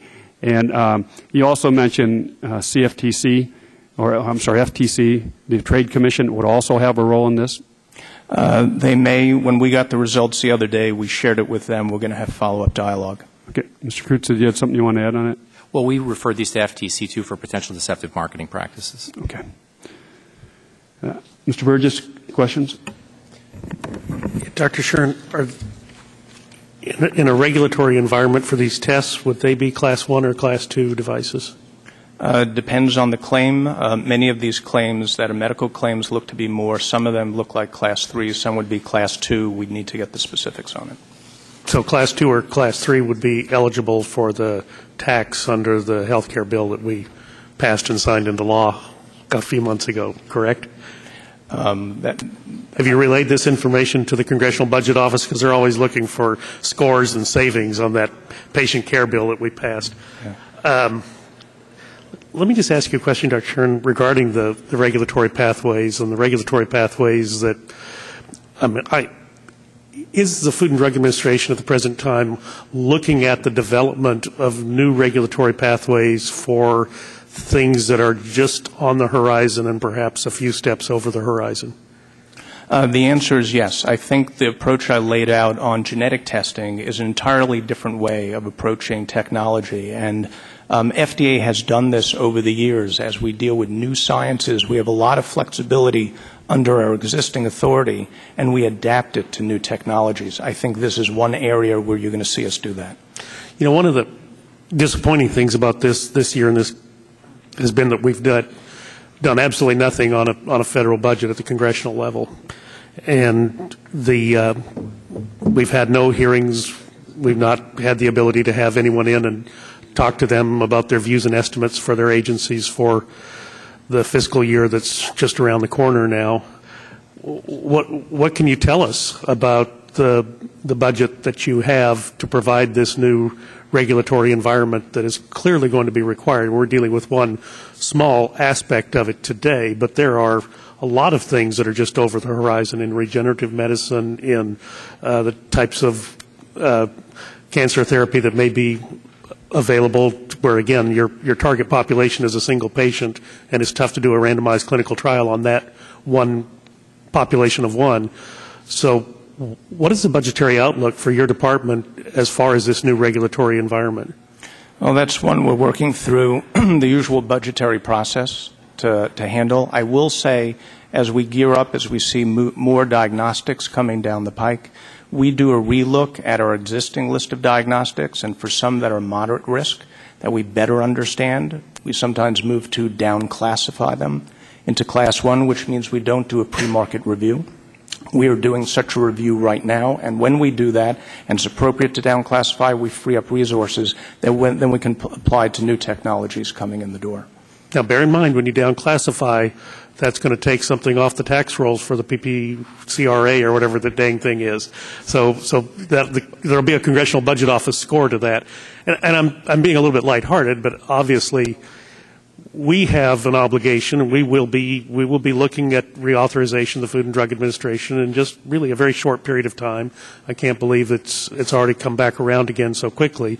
But I think it's an important time for us to look at how you all are doing with establishing the FDA that will be required to meet the challenges. Again, we're looking at one tiny little part of it this morning, and it's terribly interesting and terribly important, but there are a lot of things on the horizon out there that 20th century FDA was ill-equipped to handle, and the FDA has to be able to handle the things that are going to occur in the 21st century with the speed of research and development. I've been concerned for some time that we put $10 billion into the NIH in the stimulus bill, but we didn't do anything for the FDA. Now, assuming that these dollars that we've invested in research at NIH are going to lead to deliverables and products, are you all able to keep up with getting those things out to the patient population that may need them?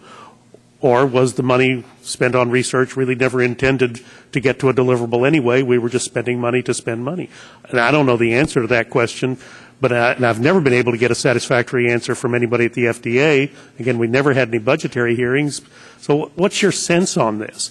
Do you have the tools that you need? Are you going to be able to talk to us at some point about what's over the horizon and what's required to have a good functioning 21st century FDA? I think it's a discussion we would be happy to have, to talk about our thoughts on what is coming down the horizon, our thinking about what it may take to be well prepared. Well, then I can only pray that our chairman will invite you in to discuss that someday, because it's been lacking this past year, and it's been an omission that's significant, as we're seeing here this morning. Thank you, and I'll yield back to balance my time. Gentleman's time has expired. Mr. Gett? Any further questions? Well, can I just ask one last question on the issue of genetic counseling? Under whose regime does that fall? Because clearly the phone calls that Mr. Kutz was playing for us, I mean, these were telemarketers giving genetic counseling, and that is so inherently dangerous that regardless of anything else we decide this morning, that's got to stop. So who's the cop on the beat for that? Who pulls the plug on that activity? Or makes these companies understand that this has to cease and desist, and you need to hire genetic counselors to give genetic information? Well, in some respects, we have a certain responsibility. So we may decide these are tests that actually can't be provided directly to consumers. It's actually test results that have to go through a healthcare professional.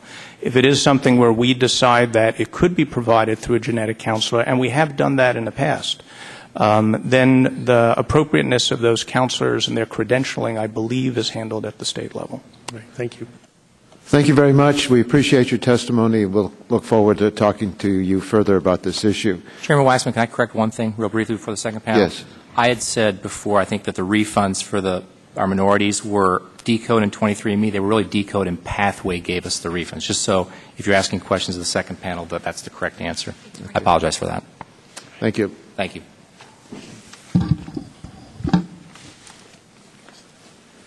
I'd like to now call forward our second panel of witnesses.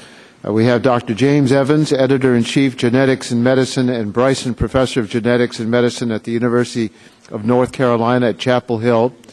Ms. Ashley Gould, General Counsel, 23andMe. Dr. Vanier, President and CEO of Navigenics. And Dr. David Becker, Chief Scientific Officer with Pathway Genomics Corporation.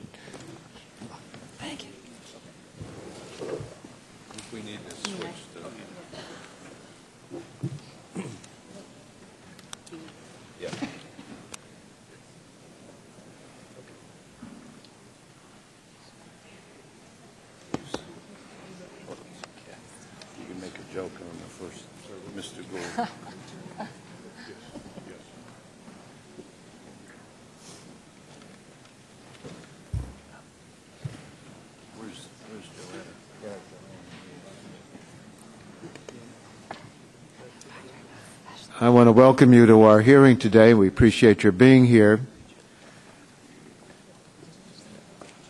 It's the practice of the Oversight Subcommittee to have all testimony given to us done under oath. And so if you would, now that you've sat down, please rise. You are advised that you are entitled to be represented by counsel during your testimony. Do any of you wish to have a counsel assist you during your testimony? Yes. You do? Okay. Michael Madigan of the Orrick Law Firm, Your Honor. Okay. Pleased to be here. I haven't been addressed as Your Honor in quite a while. Thank you. All right. If you would raise your hand, do you swear or affirm that the testimony you're about to give us is the truth, the whole truth, and nothing but the truth? Yes. Thank you. Let the record indicate that each of the witnesses answered in the affirmative. Dr. Evans, why don't we start with you? Button on the bottom of the mic, and we'll have a clock running for 5 minutes. We'd like to ask you to keep to that time. Mr. Chairman and members of the committee, thank you for inviting me to testify. Mr. Chairman, I ask that my prepared remarks be submitted for the record. I am a physician and scientist who specializes in genetics. I conduct research on the genetics of cancer, and I am editor-in-chief of Genetics in Medicine, the journal of the American College of Medical Genetics. But first and foremost, I'm a physician. I'm a board-certified internist with a general medical practice and a board-certified medical geneticist who sees patients with genetic disorders. I regularly utilize genetic testing in my practice. Advances in technology hold great promise for a future of personalized medicine.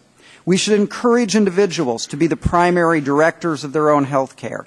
Truly participatory medicine is a worthy goal, and people should have access to the information contained in their own genome. But it is critical that such information be of high quality, that individuals receive accurate advice about the meaning of that information, that their privacy be protected, and that claims concerning those tests comport with reality. Unfortunately, this is not always the case at present. One egregious problem is the gap between claims by the providers of such services and the value of the information actually imparted. Most purveyors of DTC genetic testing appeal explicitly to its alleged medical value. We hear that genomic analysis allows one to, quote, take control of your health future, unquote. Yet on each page of every report is some variant of the following disclaimer, quote, information provided is not intended as nor does it provide medical advice, treatment, diagnosis, or treatment guidelines, unquote. The explicit health claims and the small print disclaimers cannot both be true. Indeed, they are not. The disclaimer is correct. Such information, by and large, lacks medical significance. This would be true even if we understood how to interpret such results, which, as clearly demonstrated by the literature and by the recent GAO investigation, we do not. The gap between claims and reality should be closed, and this could be accomplished in part by simply enforcing existing standards promulgated by the FTC. But while the vast majority of DTC tests are of merely entertainment value, some have serious, indeed, potentially life-changing medical consequences. Thus, having signed up for innocuous information about her earwax consistency or possible food preferences, a woman may also discover, via a company website, that she should consider bilateral mastectomies and removal of her ovaries. Startlingly, the recipient of such information from at least one major purveyor has no recourse to even talk with a qualified professional about her result.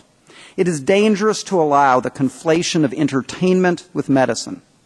With regard to quality, if genomic information has true medical value, then it's only logical that its quality be ensured like that of any other medical test. I applaud the recent move of the FDA to take a risk-calibrated approach to regulation, a timely endeavor in light of the recent mix-up of 87 samples by one major DTC company. Protecting privacy is also critical. A minute sample of your DNA can differentiate you from every human who has ever lived. What do we do when a company goes bankrupt and ownership of your uniquely identifying genomic information might suddenly become the property of a venture capital firm? We need clear and enforceable guidelines for how such information is handled by its inevitably unpredictable owners. Regulation does not mean proscription. We can embrace an exciting future in which the public has access to its genome in a way that includes reasonable, risk-calibrated regulation. Indeed, the interests of companies and public health are fully aligned, since both long-term business interests and the public's health will thrive only when tests and the claims about those tests can be trusted. No one is more excited about the future of genomics than me. You can probably tell that by my questionable choice of ties to this hearing. I welcome the entry of responsible entrepreneurs into this field. Medicine has plenty to learn from innovative companies. I agree that people deserve access to the information contained in their genomes. But as a physician who deals with these issues daily, I do not feel it is paternalistic to simply maintain that they also deserve an honest accounting of what such information means and the assurance that it is derived in a manner that ensures quality, reliability, and privacy. Thank you. Thank you, Dr. Evans. Ms. Gould, your testimony, please. You're with General Counsel for 23andMe. That's correct. Thank you. Okay. So you want to pull that mic forward, and the green light should go on when you press the button.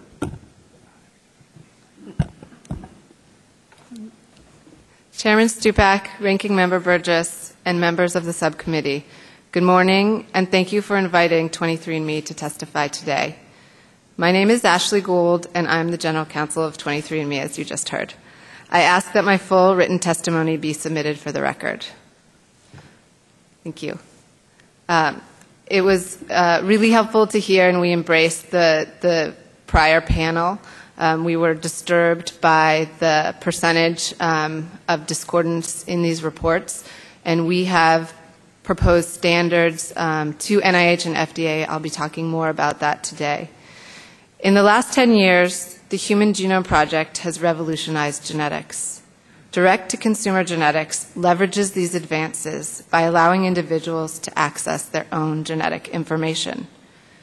Consumers empowered with this information have made lifestyle changes aimed at reducing their risks of developing disease, and have provided information to their physicians to aid in diagnosis and treatment. 23andMe believes the subcommittee's hearing today presents an opportunity for all of us to understand the state of the science, how best to protect consumers, and to design a sensible regulatory framework for the future. We look forward to working with Congress as well as the FDA and NIH on these issues. We strongly agree with the subcommittee that DTC genetic testing must be scientifically valid, accurate, and well explained to consumers. We are entirely confident in our own reports, which we develop in conjunction with our physician and scientific advisors.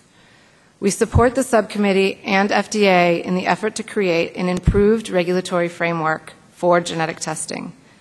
We are already working with FDA, NIH, and other organizations to strengthen regulations for all laboratory testing, including genetic testing. Indeed, we first met with FDA in 2007 before we ever offered our service to consumers. Thereafter, in 2008, we met with FDA Commissioner von Eschenbach and his staff, and they encouraged us to proceed. We have had ongoing discussions with FDA since that time. Tomorrow, we will present our regulatory proposal to the FDA. Our plan takes into account rapid technological innovation and ensures the analytical and clinical validity of all laboratory tests. In addition, we think new regulations should provide transparency across the industry so that consumers know what they are getting from the services they choose. At the heart of any new regulation should be the requirement that DTC genetic companies operate at the highest levels of science and ethics. 23andMe grounds its service in several core elements: informed consent and strong privacy protections, educating customers about personal considerations they should take into account when using our service, educating customers and providing full transparency about the science behind our service, and recommending that if customers have questions about their results, they should coordinate with their physicians or a genetic counselor. Indeed, we are proud that in 2008, our company's DNA testing service was selected by Time magazine as the #1 invention of the year. One of 23andMe's core missions is the development of innovative solutions for accelerating genetic research. Our database is one of the largest collections of genetic and health information in existence and has already led to published discoveries. We are currently working with the Parkinson's Institute on research aimed at discovering the genetic factors underlying Parkinson's disease. We are proud to have with us today the head of the Parkinson's Institute, Dr. William Langston, one of the leading Parkinson's researchers in America. We appreciate the concerns that people who receive DTC genetic information could make harmful decisions without consulting a physician or could be lulled into inaction based on their results. However, we have seen neither data nor scientific literature to support this view. Indeed, the current scientific literature, combined with our own experience, shows that people do not take rash or unconsidered actions. Moreover, 23andMe's service is consistent with the FDA's long history of approving at-home, over-the-counter laboratory tests for HIV, hepatitis, and other diseases, in addition to permitting consumers direct access to tests for other conditions, such as high cholesterol and pregnancy. We believe the current regulatory landscape is ready for improvement, and we welcome your interest and leadership in this area. Thank you, and I look forward to your questions. Thank you. Dr. Van Veer, President and CEO of Navigenics. Would you testify, please? Chairman Stupak, Ranking Member Burgess, Chairman Waxman, and members of the subcommittee. Thank you for inviting me here today to testify regarding the role of personal genetics in prevention and wellness. I am Dr. Vance Vanier, the CEO of Navigenics, a personal genetic testing company in California. I'm trained originally in emergency medicine and have been extraordinarily privileged to have been on the front lines of patient care for over 10 years now. I'm currently on the faculty at Stanford Medical Center. I received my medical degree from Johns Hopkins and did my residency training at the University of California of San Francisco. And while my medical career has taken me certainly to many places, there is one thing that I have seen over and over again. It doesn't matter whether you're in the inner cities of Baltimore or Oakland. It doesn't matter whether you're in the more privileged neighborhoods of San Francisco or Stanford. We have an epidemic of preventable chronic disease that crosses all walks of life, that crosses all geographies. So every time that I diagnose or treat a heart attack in the emergency department, it is a failure of prevention and wellness. Every time that I diagnose diabetes in a person due to their obesity, it is a failure of prevention and wellness. Every time I diagnose a late-stage colon cancer case because that patient never got around to getting their colonoscopies, it is a failure of prevention and wellness.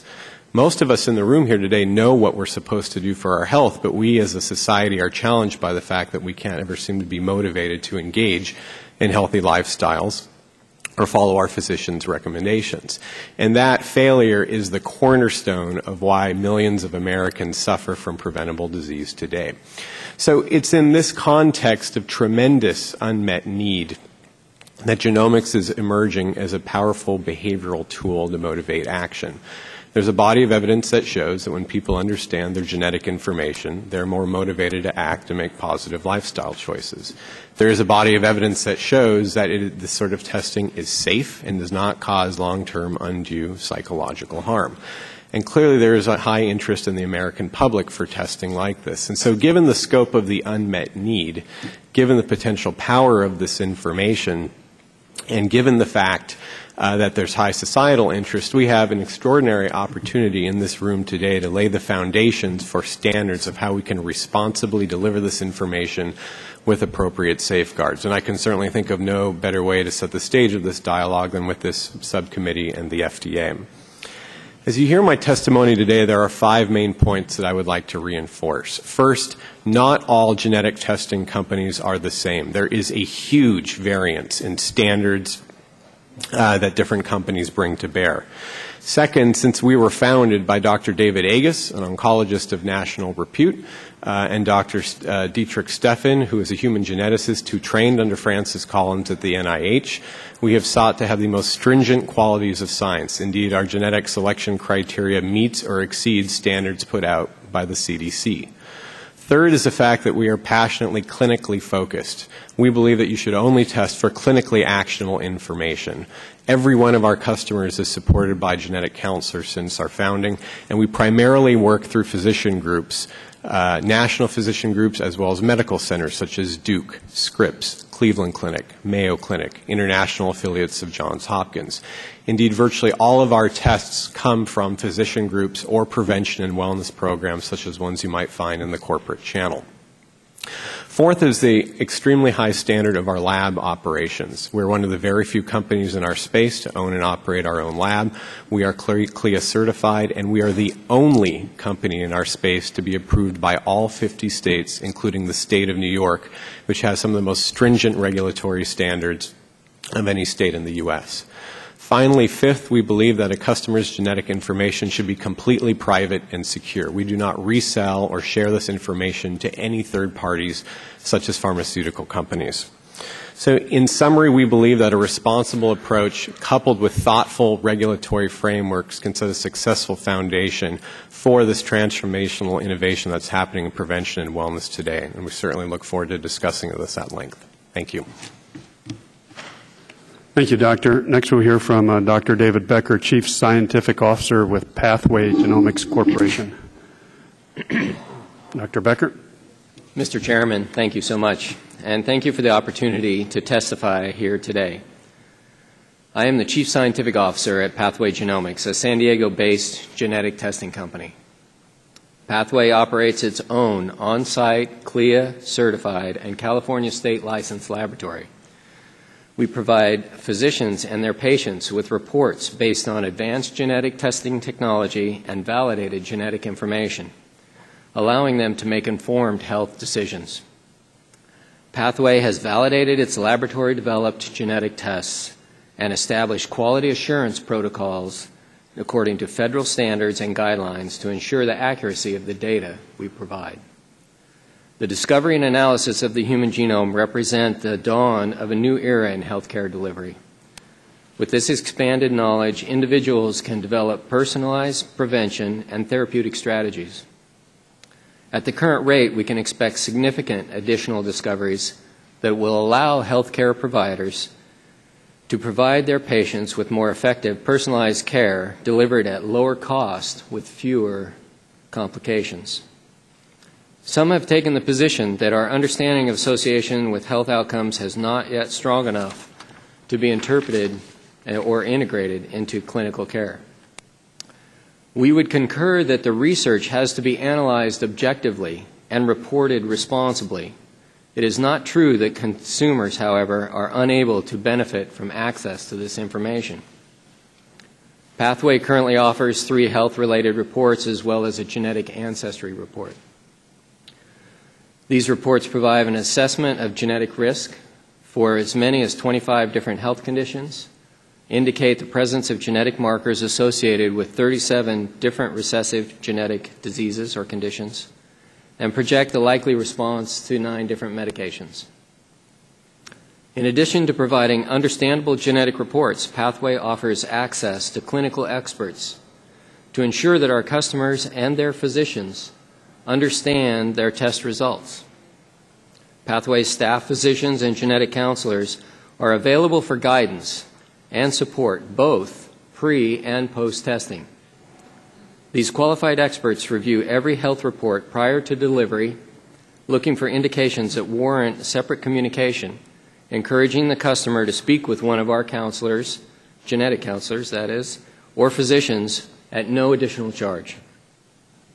Pathway believes that genetic testing can be offered directly to customers in ways that help them improve their health without creating unacceptable risks.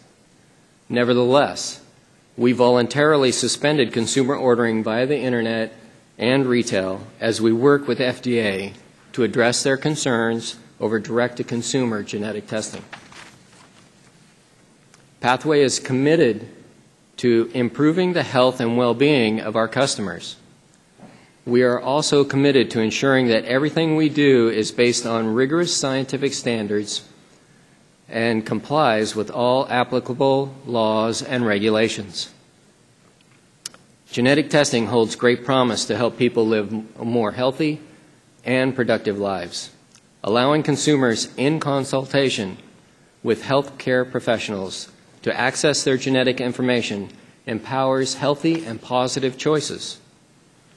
We are excited about the future of genetic testing and look forward to continuing our work with FDA, Congress, and our colleagues to ensure the services we offer are of the highest quality and value to the American public. Let me conclude by thanking the committee for focusing attention on both the challenges and opportunities that this new industry presents. I look forward to answering your questions. Thank you, and thanks for your testimony. I'll start questions. Ms. Gould, Dr. Vanier, Dr. Becker, to get a sample on each of you, you would spit it in a little vial and send that, the customer would send it back to you, correct? None of you used a cotton swab? Correct. Okay. Let me put up on the board then GAO's report. You know, Dr.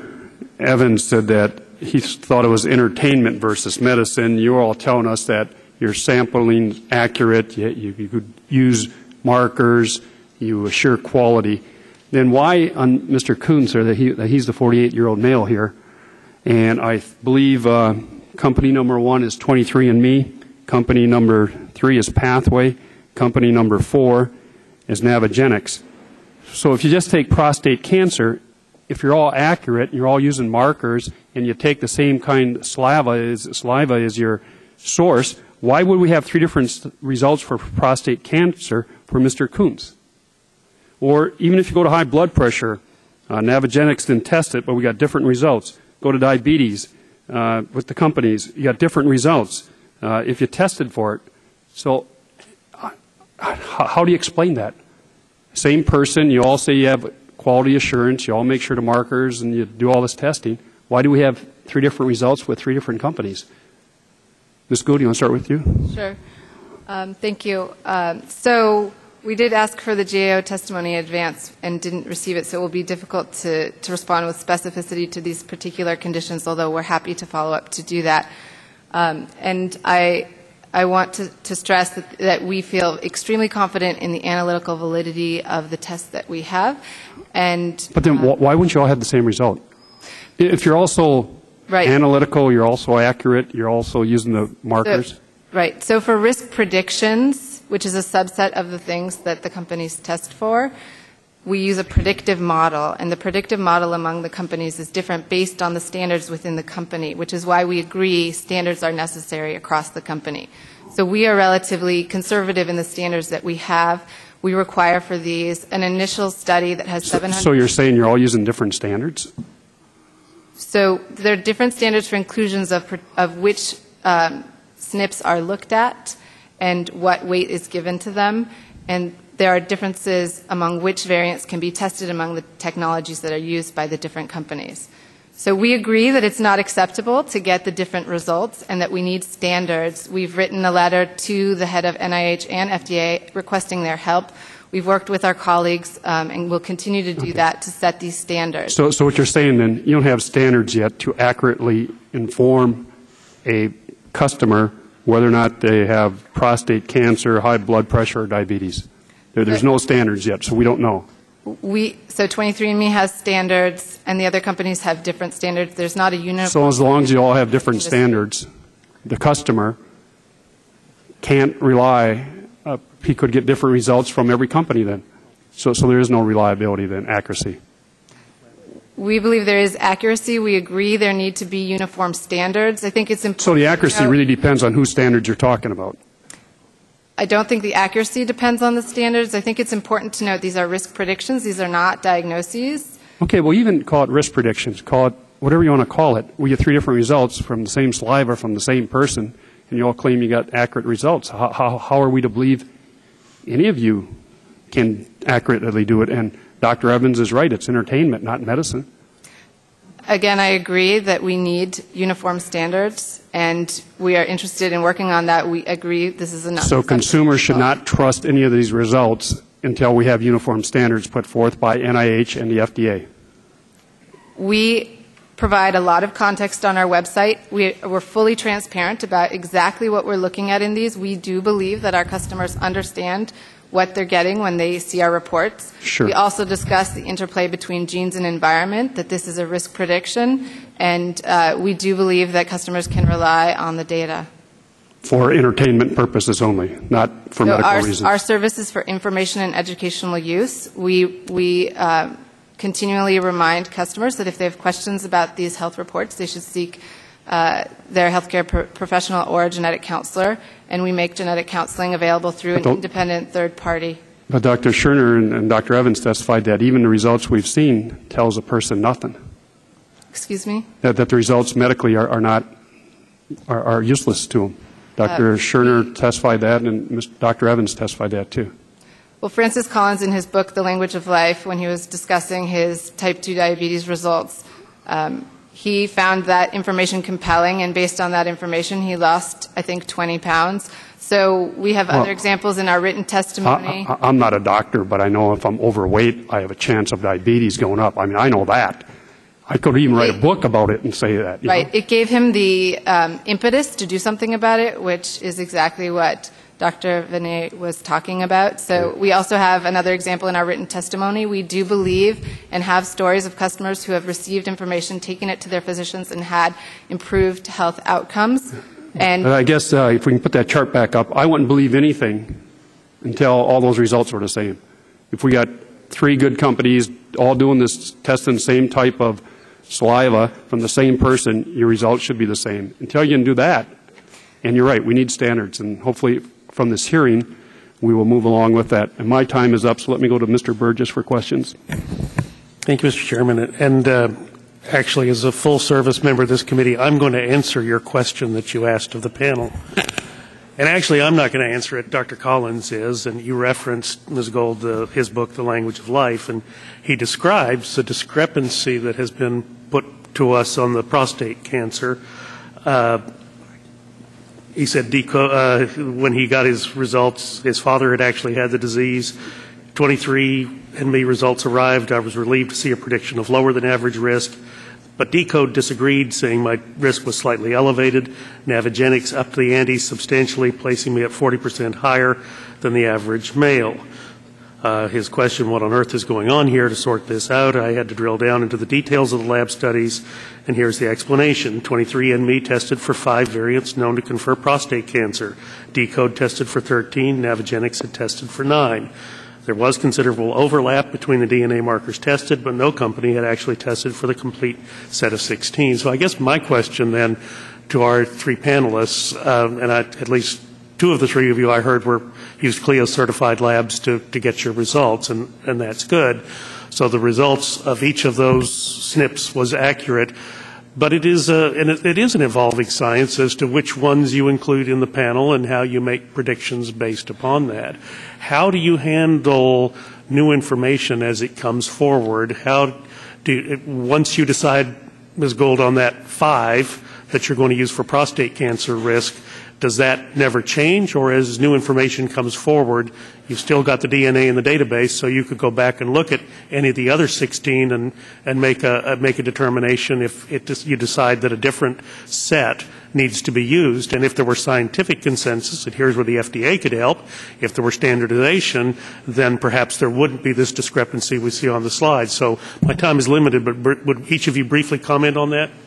Yes, so we do regularly update our reports at no charge to our customers, and we include new studies as they meet our inclusion criteria set forth in our white papers, which are on our website. So the answer is yes, we absolutely update. We do the same. I'd also mention as to standards, first of all, I think that Dr. Shuren's articulation of a way going forward for standards is going to be an excellent one for our industry. In the interim, however, I would point out that there are branches of the government that have put forth standards, such as the CDC with their Venice criteria, and that is specifically a set of criteria that we have used. But indeed, it is an evolving science, and as new standards meet that criteria, they are added to our panels. We also have a trained staff of geneticists, physicians, and PhD scientists that review, update, and help to update our service on a regular basis. Dr. Fanier, one of the clips that they played for us was a woman who was given advice that you probably pretty certainly might definitely have of increased risk. I mean, that was a terrible clip. And again, as I said, that sounded like a telemarketer giving genetic counseling. Have you done anything to tighten up those standards within your company? Because of all the things we heard this morning, that was probably the most startling. So there are 2 clips. And so first of all, actually, let me begin by saying that regardless of which company are the sources for any of those audio clips, it's obviously extraordinarily disappointing, both as a physician and as a company that's helping lead this industry. And until the GAO can tell us which clips belong to which company, that would certainly be helpful. I suspect the clip of the woman asking for her fiancé as a gift because it references Ancestry is not our company, because we do not do that sort of testing. I think that was, your company was identified as the one that gave the breast cancer advice. So and all I would ask is that you got to tighten that up. I mean, that's, regardless of what we do, regardless of what legislation, regardless of what regulations the FDA puts out, that's unacceptable and truly frightening that someone with no medical background, with just having been given some talking points on how to respond to a question, would be answering a question of that importance. I mean, that's a 30-minute discussion between a patient or a primary care doctor. I mean, I know that because I've had those discussions, and it's not something you can answer over the telephone. And that conversation in no way provided that patient any real insight, and in fact, probably provided a great deal of worry. Dr. Evans, let me just ask you a couple of things. Now, you talked about the entertainment value of medicine. We shouldn't discount that. I'm an OB-GYN doctor by profession, and certainly the boutique sonogram, Baby's First Picture, that was available in lots of malls during the years that I was practicing, I'd all the time be asked to comment on the pictures that were made on some substandard machine at a shopping mall. So it's probably no surprise that there's an entertainment value for this. Mr. Chairman, we have votes on the floor. If there's a chance for some of us to ask questions. You got a question? The gentleman's time has expired. He's still in the middle of his question. Well, not to I wonder if he would allow me to have a couple of minutes because I'm not going to be able to return to be able to ask questions of this panel. His time has expired. Very well. All right, we'll go second round. And the next, Chairman Waxman. Thank you. That'll give him a chance to go further, and I want to get a chance to ask some questions. If we're going to have these consumer tests, there ought to be some standards. Ms. Gould, you said there ought to be some standards. Dr. Vanier, Dr. Becker, do you agree there ought to be some standards? Clearly, Chairman Wax. Okay. So we heard from the first panel that the FDA ought to regulate this because they handle medical devices. Do the three of you think that you ought to be regulated as medical devices? Ms. Gould? We've not agreed in the past with the FDA's characterization of our service as a medical device. We are meeting with them tomorrow and look forward to hearing more about why they believe that. Well, who should set the standards if it's not FDA? That said, I think FDA should be involved in the standards. Okay. I was pleased to note Dr. Shuren talking about a new framework for genetic testing, and we think that that's really needed. NIH has also put out comments for a registry. We've provided comments for that. We think that's a great thing as well. Dr. Vanier, quick answer to that. Do you think you ought to be a medical device regulated by the FDA? I would agree. The insight that I have into this is I was invited to speak at the FDA's panel regarding all laboratory-developed tests early this week, and I think the consensus you heard from the hundreds of companies that attended was the FDA clearly has a role to regulate the quality of the science and the quality of the markers that we use on our panel. Okay. And Dr. Becker, do you agree with that? I do agree with my colleagues.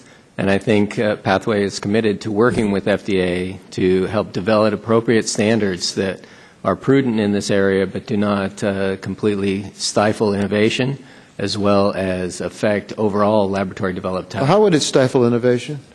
If you have to live up to certain standards and if you're going to give people predictions about their health upon which they're going to act, how would that stifle innovation to ask you to meet certain standards? I don't believe that will stifle innovation, but the current structure of FDA regulation, if applied the way it is today, could completely, not only if it's applied to all laboratory-developed tests, could significantly affect the testing industry, not just genetic testing. Dr. Evans, you're a physician. If a patient came to you with the result of one of these tests that said they had a 13% risk or a 20% risk or a greater risk, something like that, either quantified or not, of breast cancer, how would you respond to that patient who's alarmed or wants to know what it means? Right. I would tell them several things. First of all, I would tell them that as evidenced by that elegant experiment that the GAO did, we have no idea, and neither does anybody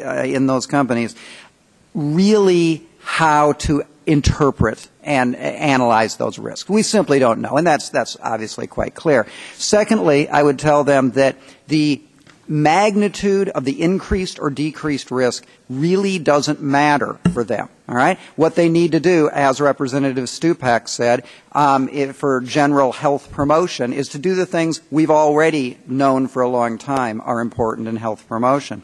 Thirdly, I would tell you that when it comes to parsing risks, even if we could do that, there are many claims made about prevention and the power of prevention. But number one, there isn't a bit of evidence that genetic data is magical in its ability to get people to change their behavior. And number two, even if it were, so let me grant for a second this fantasy that genetic information is going to induce people to change their behavior. If that is the case, we have a bigger problem, because for every person I identify who is at increased risk for a given malady, I will mathematically, certainly, identify another individual who's at decreased risk. If this information is so powerful in changing behavior, then I've set the stage for counterproductive behavior in those people. Now, what would be more valuable to you as a physician and your patient? Family history or this assessment that... We actually have tremendous data on that.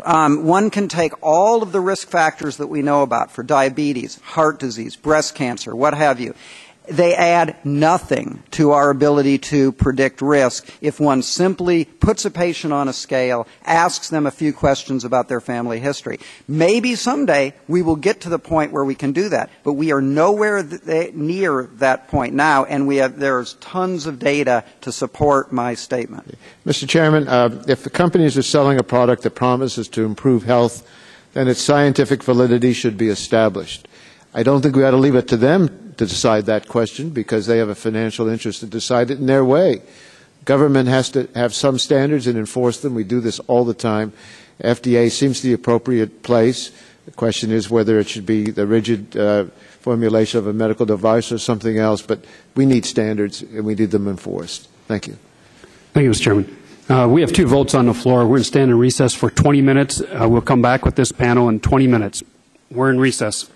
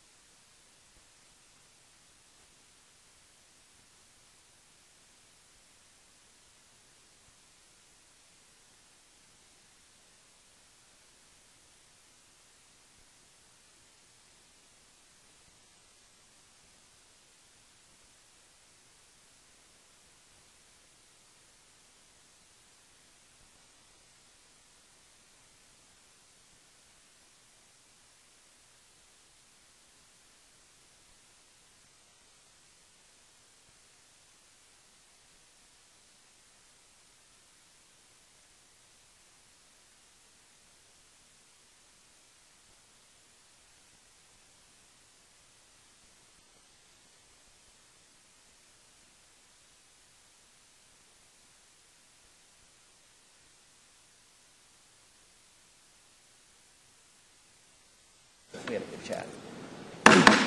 Hearing will come back to order. Remind the witnesses they're under oath. When we left off, I think Chairman Waxman had finished, so it would be to Mr. Gingrey for questions, please. Mr. Chairman, thank you. I'm going to start by asking a few questions of Dr. Evans.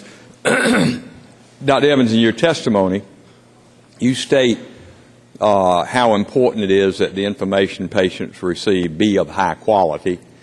From what you've seen and heard today, from the previous panel and from your co-witnesses on this panel, do you have confidence that patients are indeed receiving high-quality information from these companies? I think there's two parts to that answer. With regard to what physicians call analytic validity, that is, if they tell you that you have an A, one of the DNA building blocks, at this position, I believe it. Okay? Absolutely, they do quality work from an analytic standpoint. However, with regard to quality related to what we call clinical validity, that is, what does this tell you about your risk of this disease? I would say absolutely not. And the GAO experiment shows that in a beautiful way. No one knows how to interpret these data, and that's quite clear. So the quality information, to be of quality, must be meaningful. It is not meaningful, and therefore I would say no, this isn't quality information. So measuring one's blood pressure and finding that it's elevated, or measuring one's cholesterol and finding that it is elevated, or measuring one's blood sugar and finding that it's elevated. Mm-hmm. These are not comparable then to this information that you would get in regard to this genetic testing. That's absolutely correct, because there are two reasons. One is that I can go to 3 different doctors, and if these doctors are doing their job right, my blood pressure is going to be reflected the same at each place. My cholesterol should be essentially the same, give or take some degree of variation. But as we've seen here, you send the same sample from the slide that Chairman Stupak presented in the first panel. It is not comparable information. Yeah. Well, it reminds me of, and thank you for that response. There are scans that companies do to detect the amount of calcium in one's blood vessels, whether it's the aorta or the coronary arteries, whatever. I mean, you just get a report back, and it's if it's a lot, I guess you'd say it's 3+. And I have a brother that's a year and a half older than me. He doesn't like to admit that, but he had one of these tests done, and it said, "Oh yeah, you got a lot of calcium, and you better go see your cardiologist." Well, it took him 2 months to get an appointment. It's a wonder he didn't have a heart attack in that time from anxiety, but he ended up seeing. But finally, he ended up on the operating table for a coronary angiogram, which showed that he didn't have as much as 60% blockage in any vessel, and it was just a curiosity, really. Right. And he ended up probably spending about $10,000 in the process. And of course, the coronary angiogram is not without risk. He could have had a heart attack on the table. That's right. So I mean, this is the kind of thing that, as a former physician, I'm still a physician. I've got an active license. Once thank goodness. But I'm concerned. I am concerned about it. Yeah, Dr. Gingrey, your comparison is absolutely apt. The advent of this type of testing is, I think, entirely comparable to these scans, which we simply don't know how to interpret, and which, when misinterpreted and not understood in context, can lead to harm. Well, you even in your testimony, Dr. Evans, suggested that it's kind of an entertainment thing. It's sort of like Dr. Burgess earlier in his questioning was talking about these ultrasounds that are done in the shopping malls, and they're more than 3D, they're 4D. Right. And they're for entertainment purposes. Sure. I want to switch quickly in my remaining time as chairman to ask maybe the triumvirate of Ms. Gould and Dr. Varn, Dr. Becker. Do you agree that that what you're providing to these patients, if you will, or direct-to-the-consumer information about their genome is more for entertainment than it is for a real therapeutic, possibly, and diagnostic value? Dr. Ginger, I'd like to respond to that. First, I appreciate and think it's very important that Dr. Evans is on this panel, but I want to make it clear that there is no uniformity in the academic medical world around issues like this. There is indeed, for instance, research that shows that behavior does change. Second, I think your analogies to high cholesterol and hypertension are apt because the genetic risk information that is imparted is relatively of the same predictive value of hypertension and high cholesterol. And just as we know many people who may drop dead at the age of 90 despite having high blood pressure, and we know people that have many risk factors and continue to live on and on, these are probabilistic. They are not predeterministic. And so the information that genetics is uncovering is analogous to the risk factors that you used in your practice and I use in my practice today. There are often analogies made to the body scan industry, for instance, and we don't believe they're apt as long as you have a healthcare professional to support and interpret the information. Most of the body scan industry came out of the fact that you had vulnerable consumers that were getting these CAT scans and then the information was handed over to the physicians and they didn't know what to do with them. There's clearly an educational gap in the physician base. More physicians need to be educated about genetics, but the ones that are, for instance, we work with a couple hundred physicians, very much know what to do with the information because it's akin to the risk information they've been using for all of their practice. Dr. Vanney, I'm going to have to let your response be suffice for the other two because I'm 2 minutes over or a minute and a half, and I'll yield back. Thank you, Mr. Kingrave. I know there's more questions. I know Mr. Burgess has some. Let's go another round here. Dr. Evans, could you grab that book right there? I got a couple questions I want to ask you. Someone hand it to him. Thank you. We talked a lot about direct-to-consumer testing. Companies offer a variety of products for their clients. One type of test looks at how a person reacts to and breaks down certain prescription medications. This obviously can be very useful when a person is diagnosed with an illness and the physician is developing a treatment plan. But I want to ask you, take a look at exhibit number 6 there. But when it's done with direct-to-consumer testing, in that world, it really raises some questions. Because if you look at exhibit number 6, this is an internal Navigenics document that shows a consumer's test result for processing the drug. I need your help there. Irinotecan. Okay, irinotecan. That drug is commonly used for treating colorectal and other cancers. The document shows us that this consumer has a low risk of the side effects for this drug. The document then goes on to say that if he or she is being treated for cancer, then their medical team may want to prescribe irinotecan. Dr. Evans, in your opinion as physician, do you think this document provides medical advice? Well, clearly, yes. It's providing advice. Okay. Dr. Vanney, this is your company, right? Correct. So are you giving medical advice for this patient here? In fact, the statement you read suggests that the patient should do anything in consultation with their physician. In no case do we recommend that anyone take independent action. This is specifically why we have genetic counseling support and why we primarily work through physicians. Right, but isn't your document, if you take a look at it, if you want to see it, it says your patient's risk of side effects, you have a high risk here, it says. Let me make sure I'm on the right one here. Number 6. Okay, this is a drug. Your side effect is low risk. And so are you not given medical advice? I mean, where does it say there, consult your physician? So the statement, Chairman Stupak, if I understand what you're reading, is based on your genetic markers, you're likely to have low risk of side effects? Right.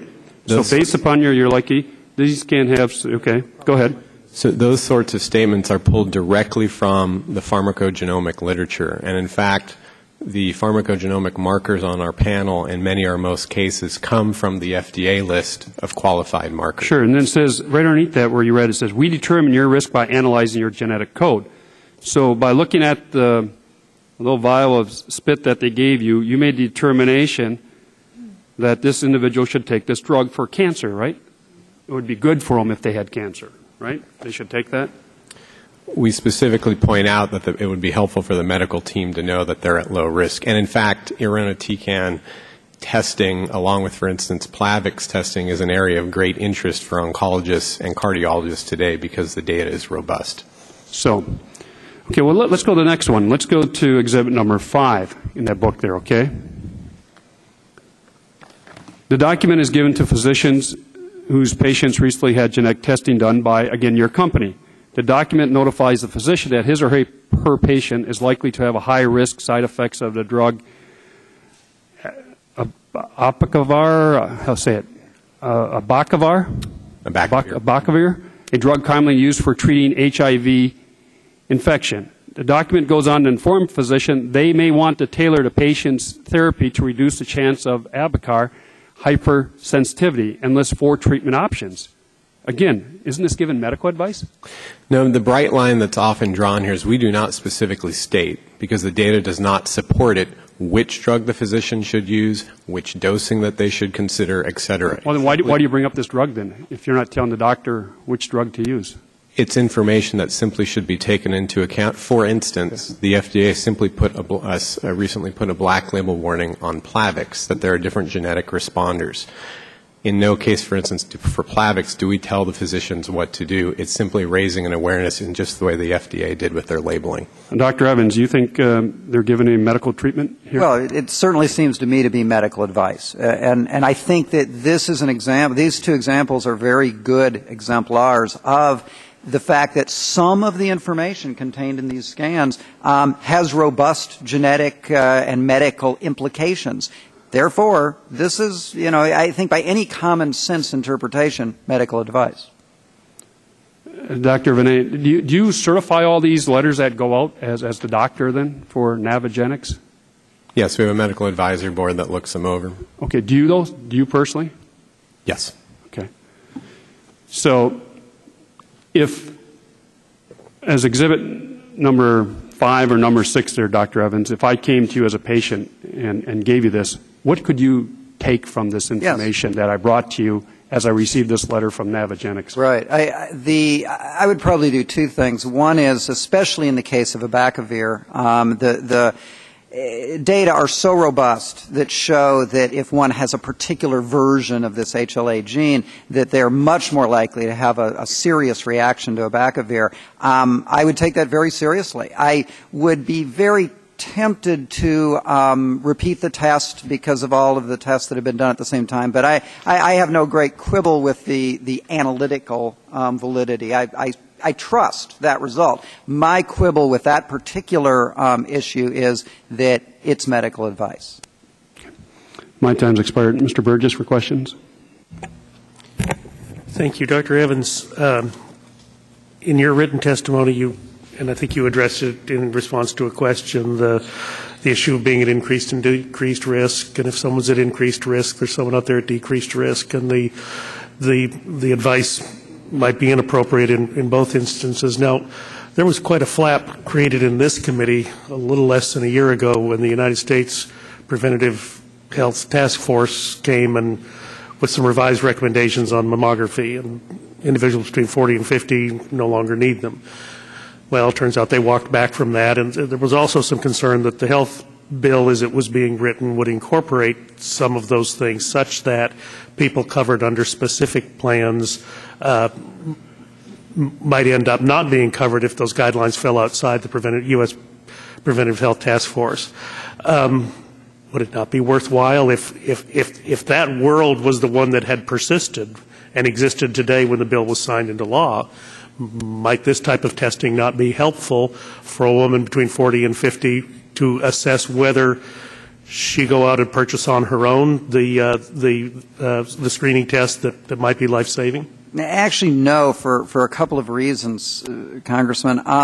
Number one, the degree of risk determination that these types of tests generally provide is so lacking in robustness that we really don't know whether a woman should be getting mammograms early or not. Based on these kinds of results. It's very different from the situation for, say, BRCA1 or 2, the genes that, as you know, confer an exceedingly high risk of breast cancer, in which we've got pretty good data to suggest that those women need to be treated very, very differently. These results, however, aren't of sufficient robustness to really guide who in the population should get mammograms early or not. And I would also, again, go back to the GAO experiment, which shows that we don't know how to interpret them. In other words, we will be misassigning women right and left if we try that to high risk or low risk.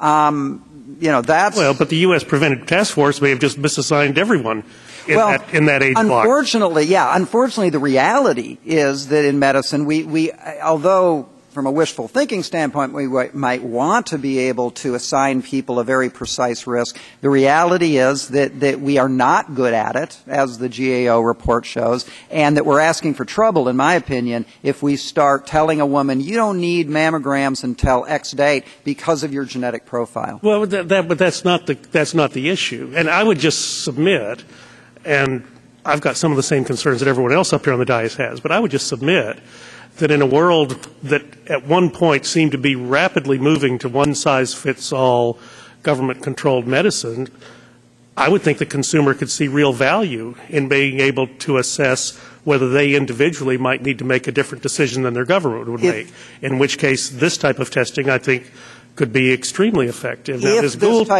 Okay, go ahead. If this type of testing were consistently, if it were consistent between labs, right, and we have a federal agency who is responsible for that, and my hope is that they will now respond and provide the background and the guidance that the consumer needs, not so much the provider needs. Let me just ask Ms. Gold a question before my time runs out. Now, you referenced in your written testimony an individual who had an increased likelihood of a deep vein thrombosis, a blood clot, an increased propensity for blood clots, and wasn't aware of this until the testing was done. I mean, I'll just tell you, as a practicing OB-GYN, I mean, nothing strikes more fear in your heart that you might do a relatively minor procedure on a very young and healthy person and have them spend weeks in the hospital recovering from a deep vein thrombosis, or worse yet, die of a pulmonary embolus. I mean, that is one of the most frightening things that we can face in medicine. You can imagine from a medical legal standpoint, it's extremely concerning.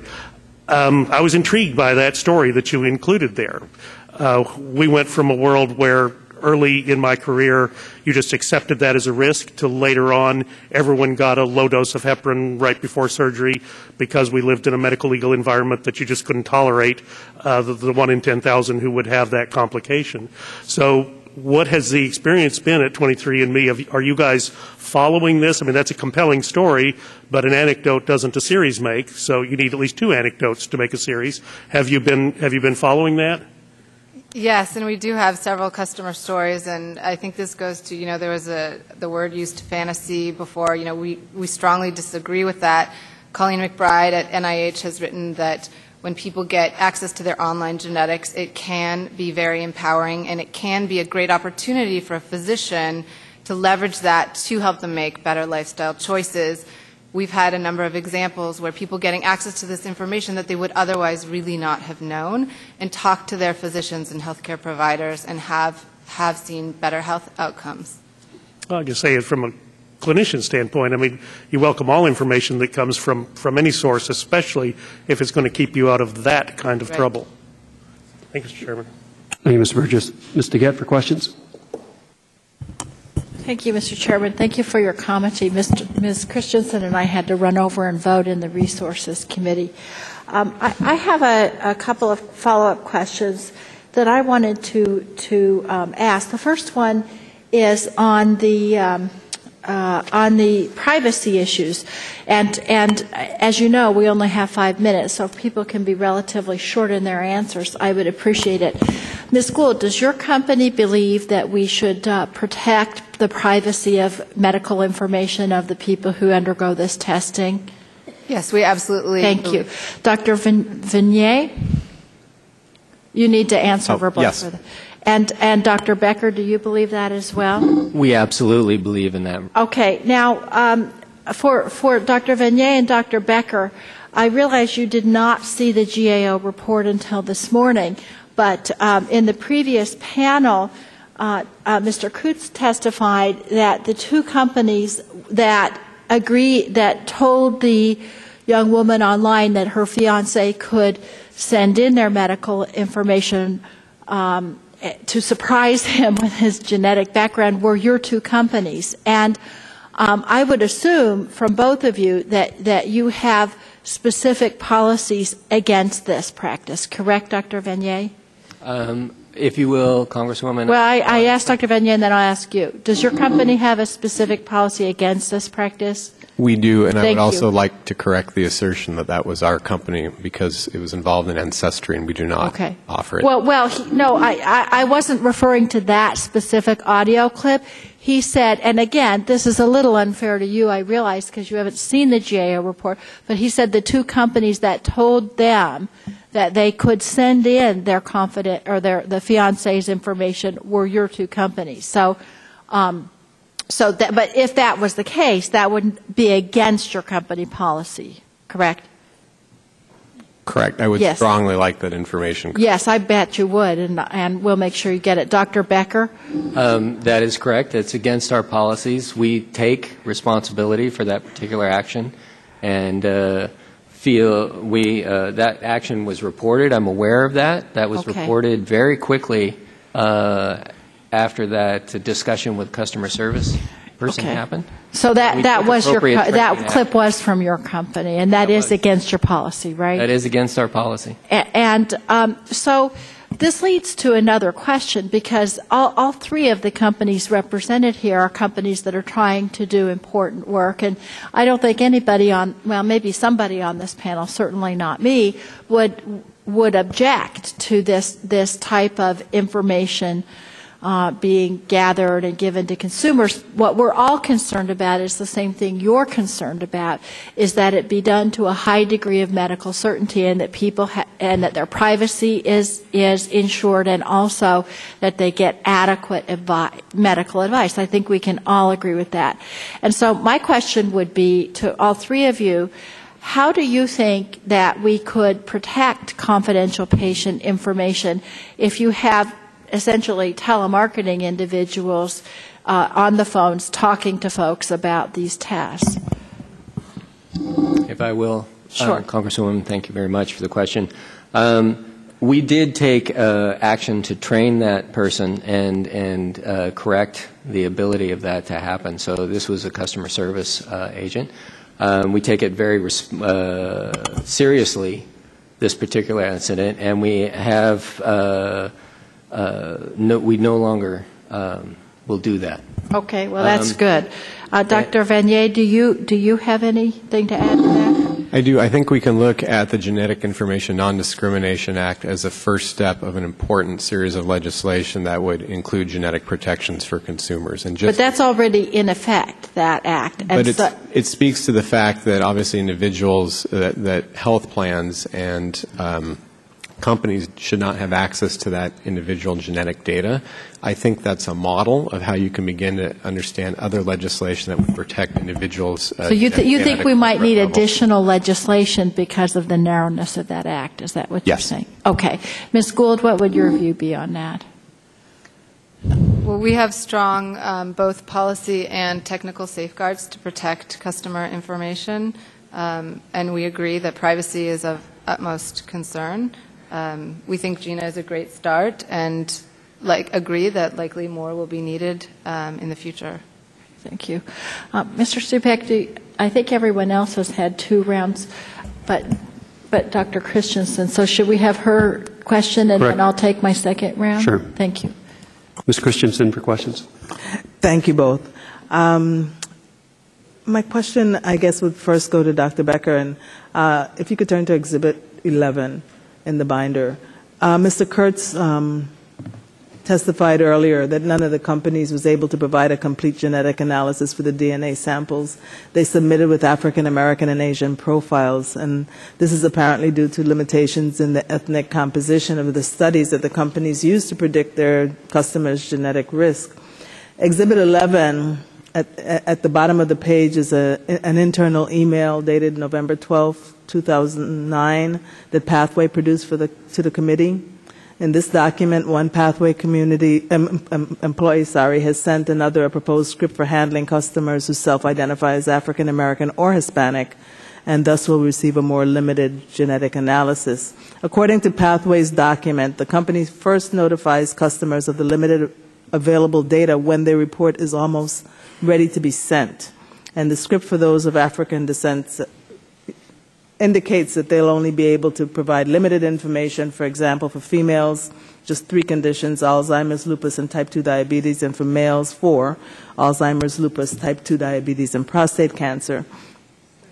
The script makes clear that the customer had already self-identified as African American. So why doesn't Pathway tell African American customers that the company would not be able to provide the full data before they make their payment, and before you, not just when you're ready to send the results? Actually, Congresswoman, we do now do that activity. As you described, we do inform on our website. There's a clear matrix of what conditions you will get depending on what reported ethnicity. So you now inform the clients and the customers before they make a payment? Yes, we do. And if they came on to our customer site without reviewing that information, it is our and clicked on and paid, and then were disappointed with what they got, it is our policy to actually refund their money and discuss any questions or concerns they may have.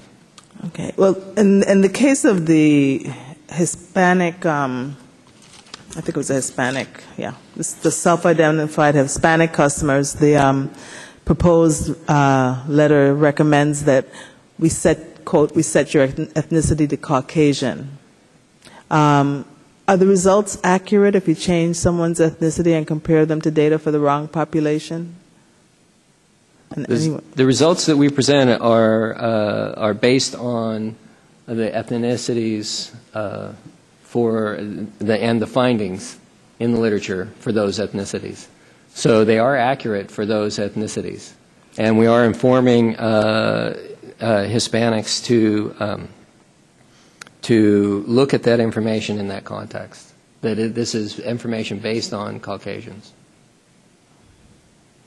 And you feel that it provides accurate enough information despite the fact that they're based on people of European descent rather than? Well, that's a very interesting question that comes down to the actual population mixture of the Hispanics. And the current literature suggests that Hispanics are actually divided into groups that are derived from Africans and Caucasians. Well, you already don't have much in the way of African information. But, Mr. Gould, 23andMe produced a committee an internal email also dated June 23rd, 2008, concerning a complaint that an Asian American customer who was unhappy that her genetic report was based on data from a European population. It's exhibit number 3, I think, in the binder. Are the results of your company provided? Are the results your company provided to this Asian American customer as accurate as they would have been if you had data from an Asian population? So we provide context in our reports where the underlying study, the populations in which the underlying studies were conducted, and we make that clear in our website as well, that we can only provide data, and we provide this in the claim process before people get their data, that genetic research is not comprehensive, and one of our core missions is actually to undertake more research. In fact, one of the projects that we're hoping to start is to try to replicate or fail to replicate existing studies in African American populations. We do think that it's critical that more research be done in order to show the applicability of the existing research in various populations. Unfortunately, most of this research, which has been NIH funded, has primarily been done in European populations. This is one of our core missions, is to make this. We're very concerned about including more racial and ethnic minority populations in clinical trials and studies as well. But it seems unless something has changed since, we have this data, you were not apparently telling individuals that their data would have been limited if they were Asian or if... We do provide that, and we have provided that information previously. My time is up. I'll come back. Thank you. Mr. Gitt, you had some follow-up questions? Thank you. I just have a couple of follow-up questions. Dr. Becker, you had testified in your statement that you felt that FDA approval of these tests as medical devices could stifle innovation. The chairman talked a little bit to Ms. Gould about the idea of FDA approval as medical devices, and I'm wondering if you can briefly tell me why you think that would be the case. Well, I don't believe that it's FDA approval per se, but the current structure of requiring pre-market approval could actually inhibit the ability of this information to be accessible to people. And why would that be, sir? Well, because some of this, if PMA approval is required for all of these tests, it will take quite some time to collect potentially the clinical validity as defined today. So is there some alternate mechanism at the FDA that you believe could serve all the purposes we're talking about, to give a consistent level of data to protect patient privacy and also to regulate the kind of information they're given? Is there some alternate process at the FDA? Well, we do, and we do support Dr. Shuren's proposal this morning, but we also... which proposal was that? He proposed a way forward, and I don't remember all the details exactly of that, but he proposed a way forward that sounded very fair and reasonable, which I think is definitely the FDA's goal here. I don't want to speak for FDA, but well, I'm sorry. I'll say. Dr. Vanier, I wonder if you can comment whether you think that FDA approval as medical devices is the appropriate route to go. I think history shows over and over again that the correct, deft regulatory touch both protects the public and leaves the door open for innovation. Dr. Shuren's proposal that it's the genetic markers that we use in our tests that need to be standardized and regulated is something that we would certainly support. Okay. Yeah, that's great, and I support that too. The concern that I have, and I think probably many members of this committee would share that concern, that's only one component of what the problems that we have are. So how would we address those other problems in an alternate way? I think another component of the regulatory process that has been discussed before is the actual collection kit. The kit in which you, for instance, submit your saliva. Right. There's a history of that potentially needing to be a Class 1 device, and I think that's also an appropriate area to be looked at. Okay. What about the privacy? Well, you already talked about that. Others. Dr. Evans, I'm wondering if you can comment on all of this. You bet. I think it is absolutely critical to apply a deft hand to regulation.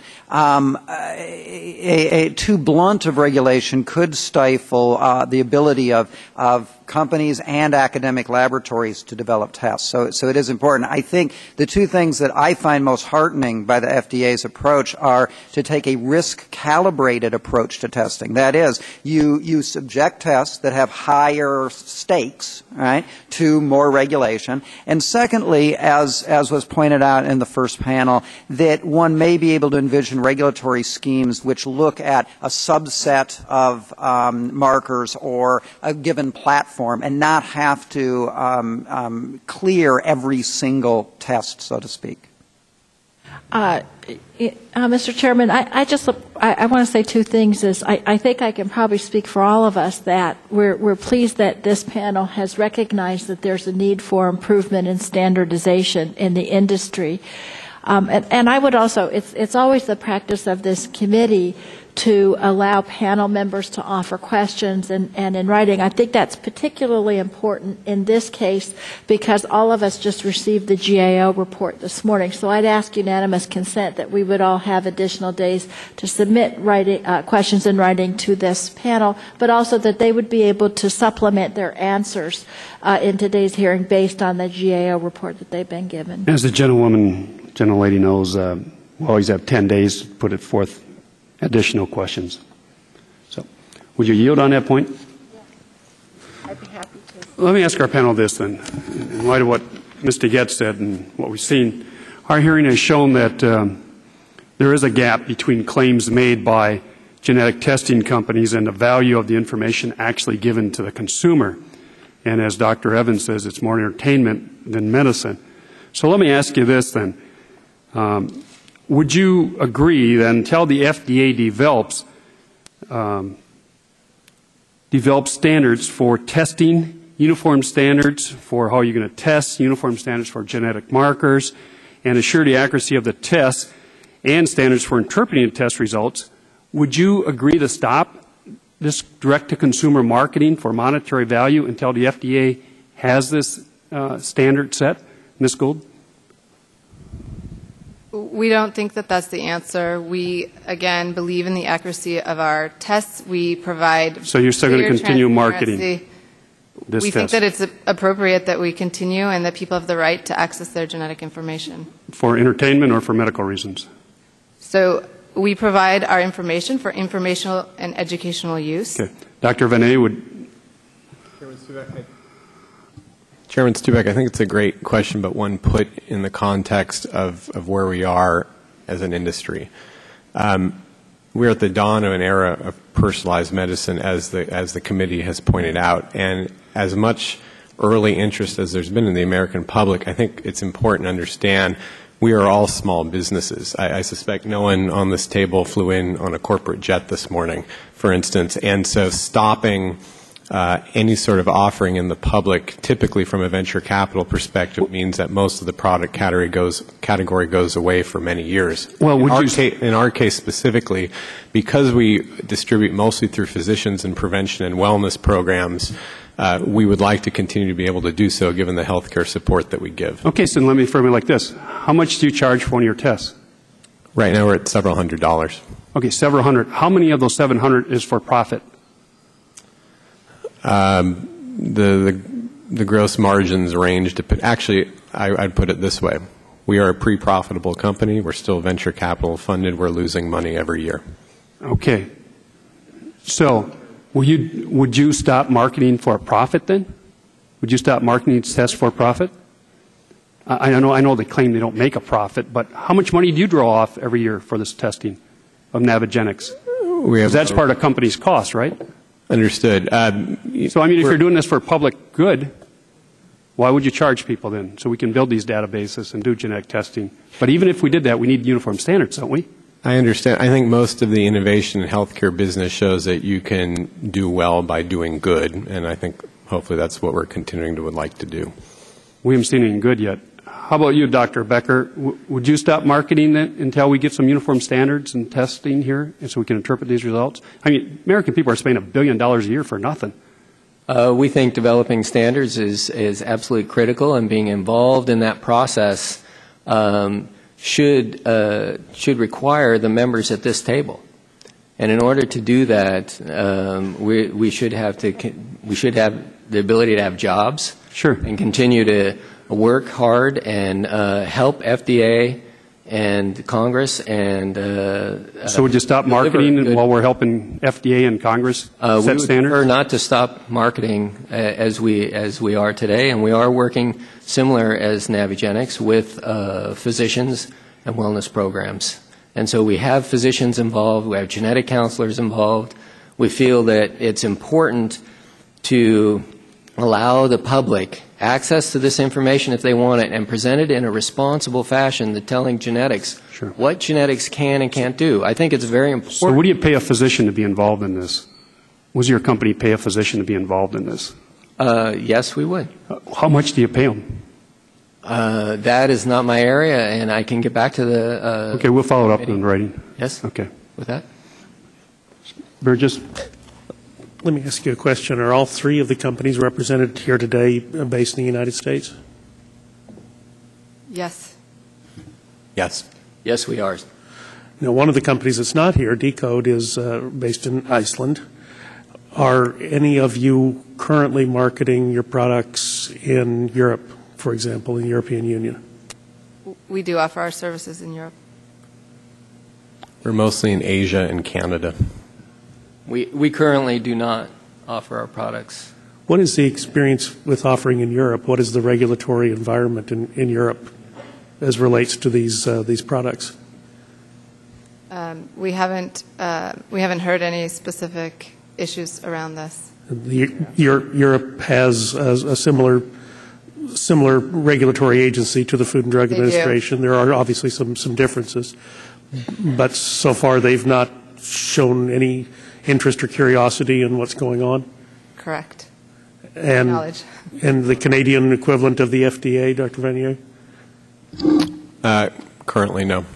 So at this point, the only regulatory efforts that you're aware of are coming from the United States? No, let me recharacterize my statements. While we have little commercial experience, for instance, in Europe, clearly genetic testing is an area of regulation in many countries.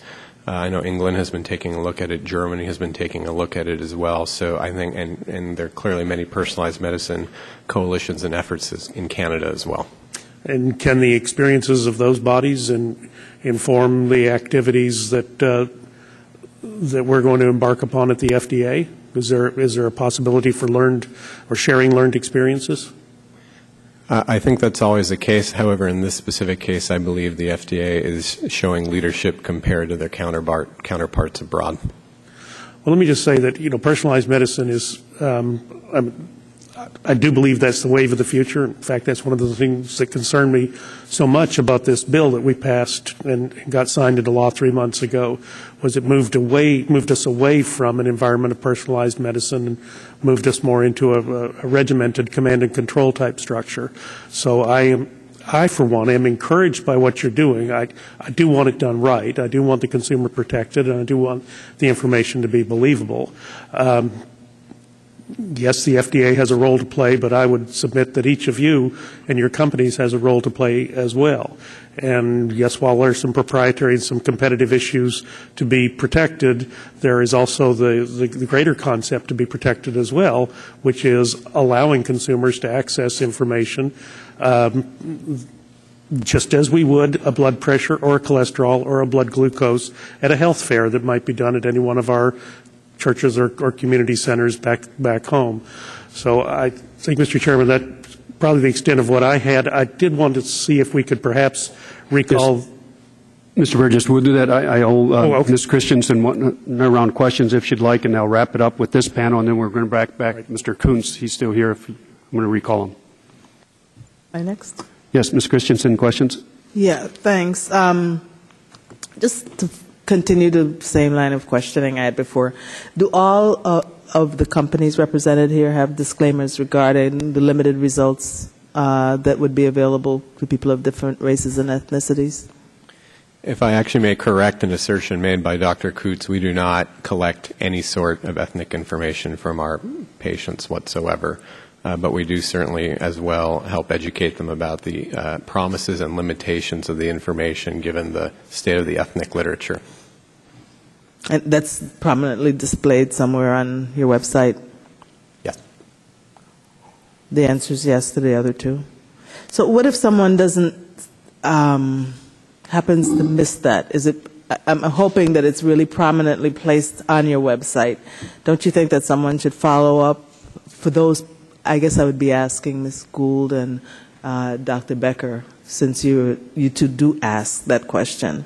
Follow up to find out if a person says they're Hispanic, Asian, or African American, or Native American, and do you feel an obligation to go back and check and make sure that they understand that the information is going to be limited, or don't you think there should be a check mark or something to make sure that they see that they've seen that and noted that before they send in their payment?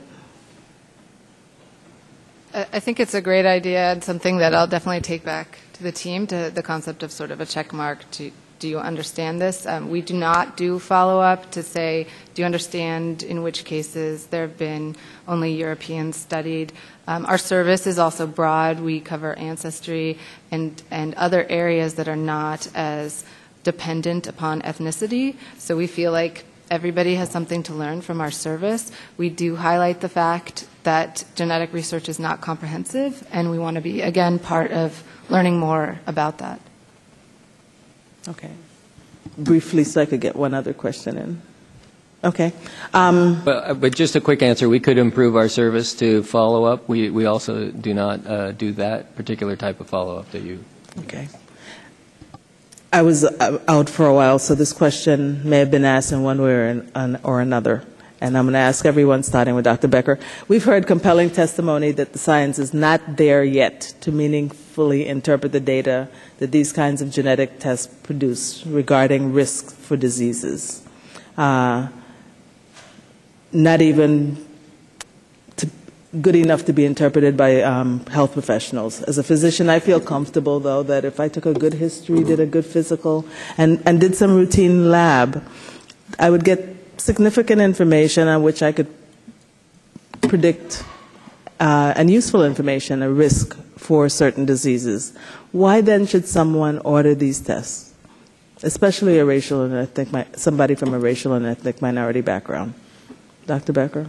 Well, certainly there are limitations in the state of science that are even higher in relative to other ethnic backgrounds outside of Caucasians. And we support the NIH's effort to ameliorate that problem. We think that being overlooked here is the motivational aspect of this particular service, and the fact that these conditions show some increased propensity for cardiovascular disease, clearly type 2 diabetes, things that are clearly actionable and affected by diet and exercise. So although we recognize the fact that these conditions are not predictive at this time, and that needs to be responsibly reported to the public so that they understand clearly, we spend a lot of time developing the extensive amount of information that's provided to the customer about that specific effort. Dr. Raniere.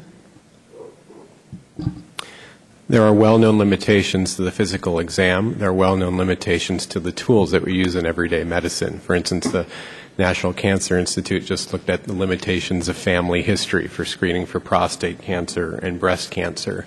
And while indeed you've heard testimony today that the science may be early and evolving, you've also heard testimony today about the medical importance, for instance, of things like pharmacogenomic testing. And I think when you hear the totality of the testimony today, an important point to make is that none of us should be satisfied with the status quo. None of us should be satisfied with the state of the American healthcare system. And it's tests like these that open up a future of great use. So I agree with what Dr. Vanier just said. In addition, we believe that people have the right to access their genetic information if they want to do that, and we think it's really important, and it's a great educational tool to learn about genetics within the prism of your own data. We think that's an important aspect to our service as well as getting people involved in the research that we're undertaking to advance our understanding of genetics overall. Dr. Evans. So as my testimony has indicated, I think that the value of the bulk of this information is extremely low. I think that if one can get less meaningful, it is less meaningful for those of minorities. I think that I also agree that people should have access to their own genomes. But again, I think that the claims made for that information should comport with reality. And I think that the idea of that this adds to motivation or adds to our information is clearly demonstrably incorrect at this point. Thank you. Thank you, Ms. Christensen. Let me thank this panel for their for their testimony, and thank you for appearing today to help us understand this problem. We all have a lot more work to do in this area, and appreciate you being here. So I'll excuse this panel, and I'm going to ask Mr. Kurtz to come back for a couple questions, if he would. Thank you.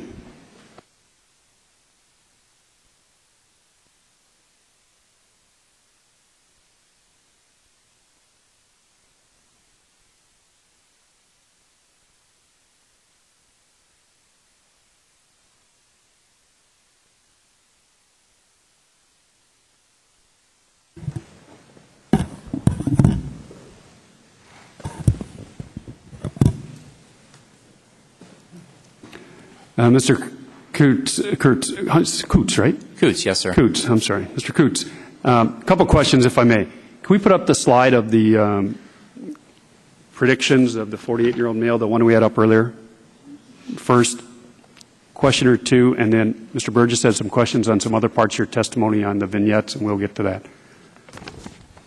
There's been some confusion. Identify the companies, company 1, 2, 3, 4, if you would, please, for us. Company number 1 is 23andMe. Okay. 2 is Decode, the one Dr. Burgess said I should look at, actually. Okay. 3 is Pathway, and 4 is Navigenics. Okay. Decode number 2, that was a company from Iceland, I believe we said, right? That's correct. Okay. That's all I had. You wanted to clarify some parts, Mr. Burgess, with this witness? Yes, sir. We had 2 vignettes, one that dealt with the risk factors for breast cancer, and one that asked a question about obtaining a surprise for their fiancé. Can we get those vignettes up? What I was trying to do was okay. There you go. Can we identify the company so we're clear on that, because there was some confusion on the panel here, on the dais here. Yes, sir. On the breast cancer, it is Navigenics. Okay. And the other one you wanted was?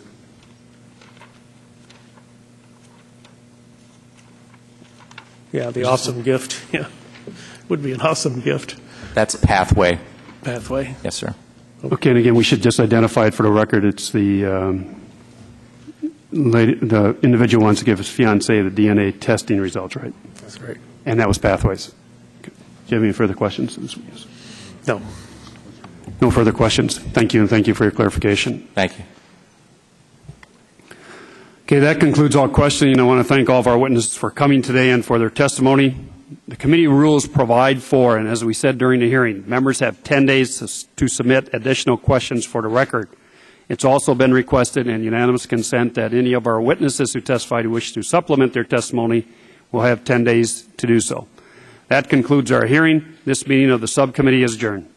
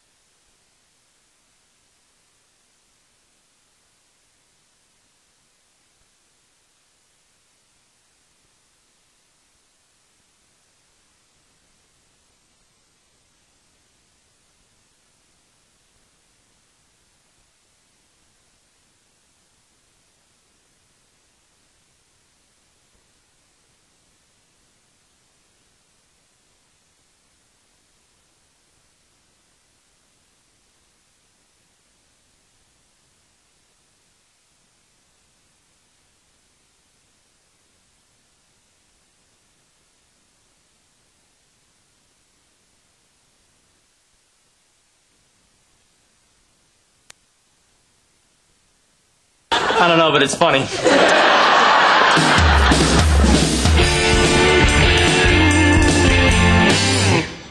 Kitty. Who are all these people? Well, they're my friends. I never introduced you because I know you don't care. Thanks. Hey, WB, come on in. Hey, Stephen. I thought I had the wrong night. You white folks throw a really quiet party. Yeah, wait till they bring out the onion dip. All hell breaks loose. Hey, why don't you guys meet my dad? This is William Barnett. He owns a chain of record stores. He's rich. Jackie, I don't know if I'd say, what the hell? Yeah, I am. And WB, this is Bob, who's also done some work in retail. And Midge, who's also been to some stores. It's true. Stephen, you didn't tell me your father was so handsome. Hey, what about me?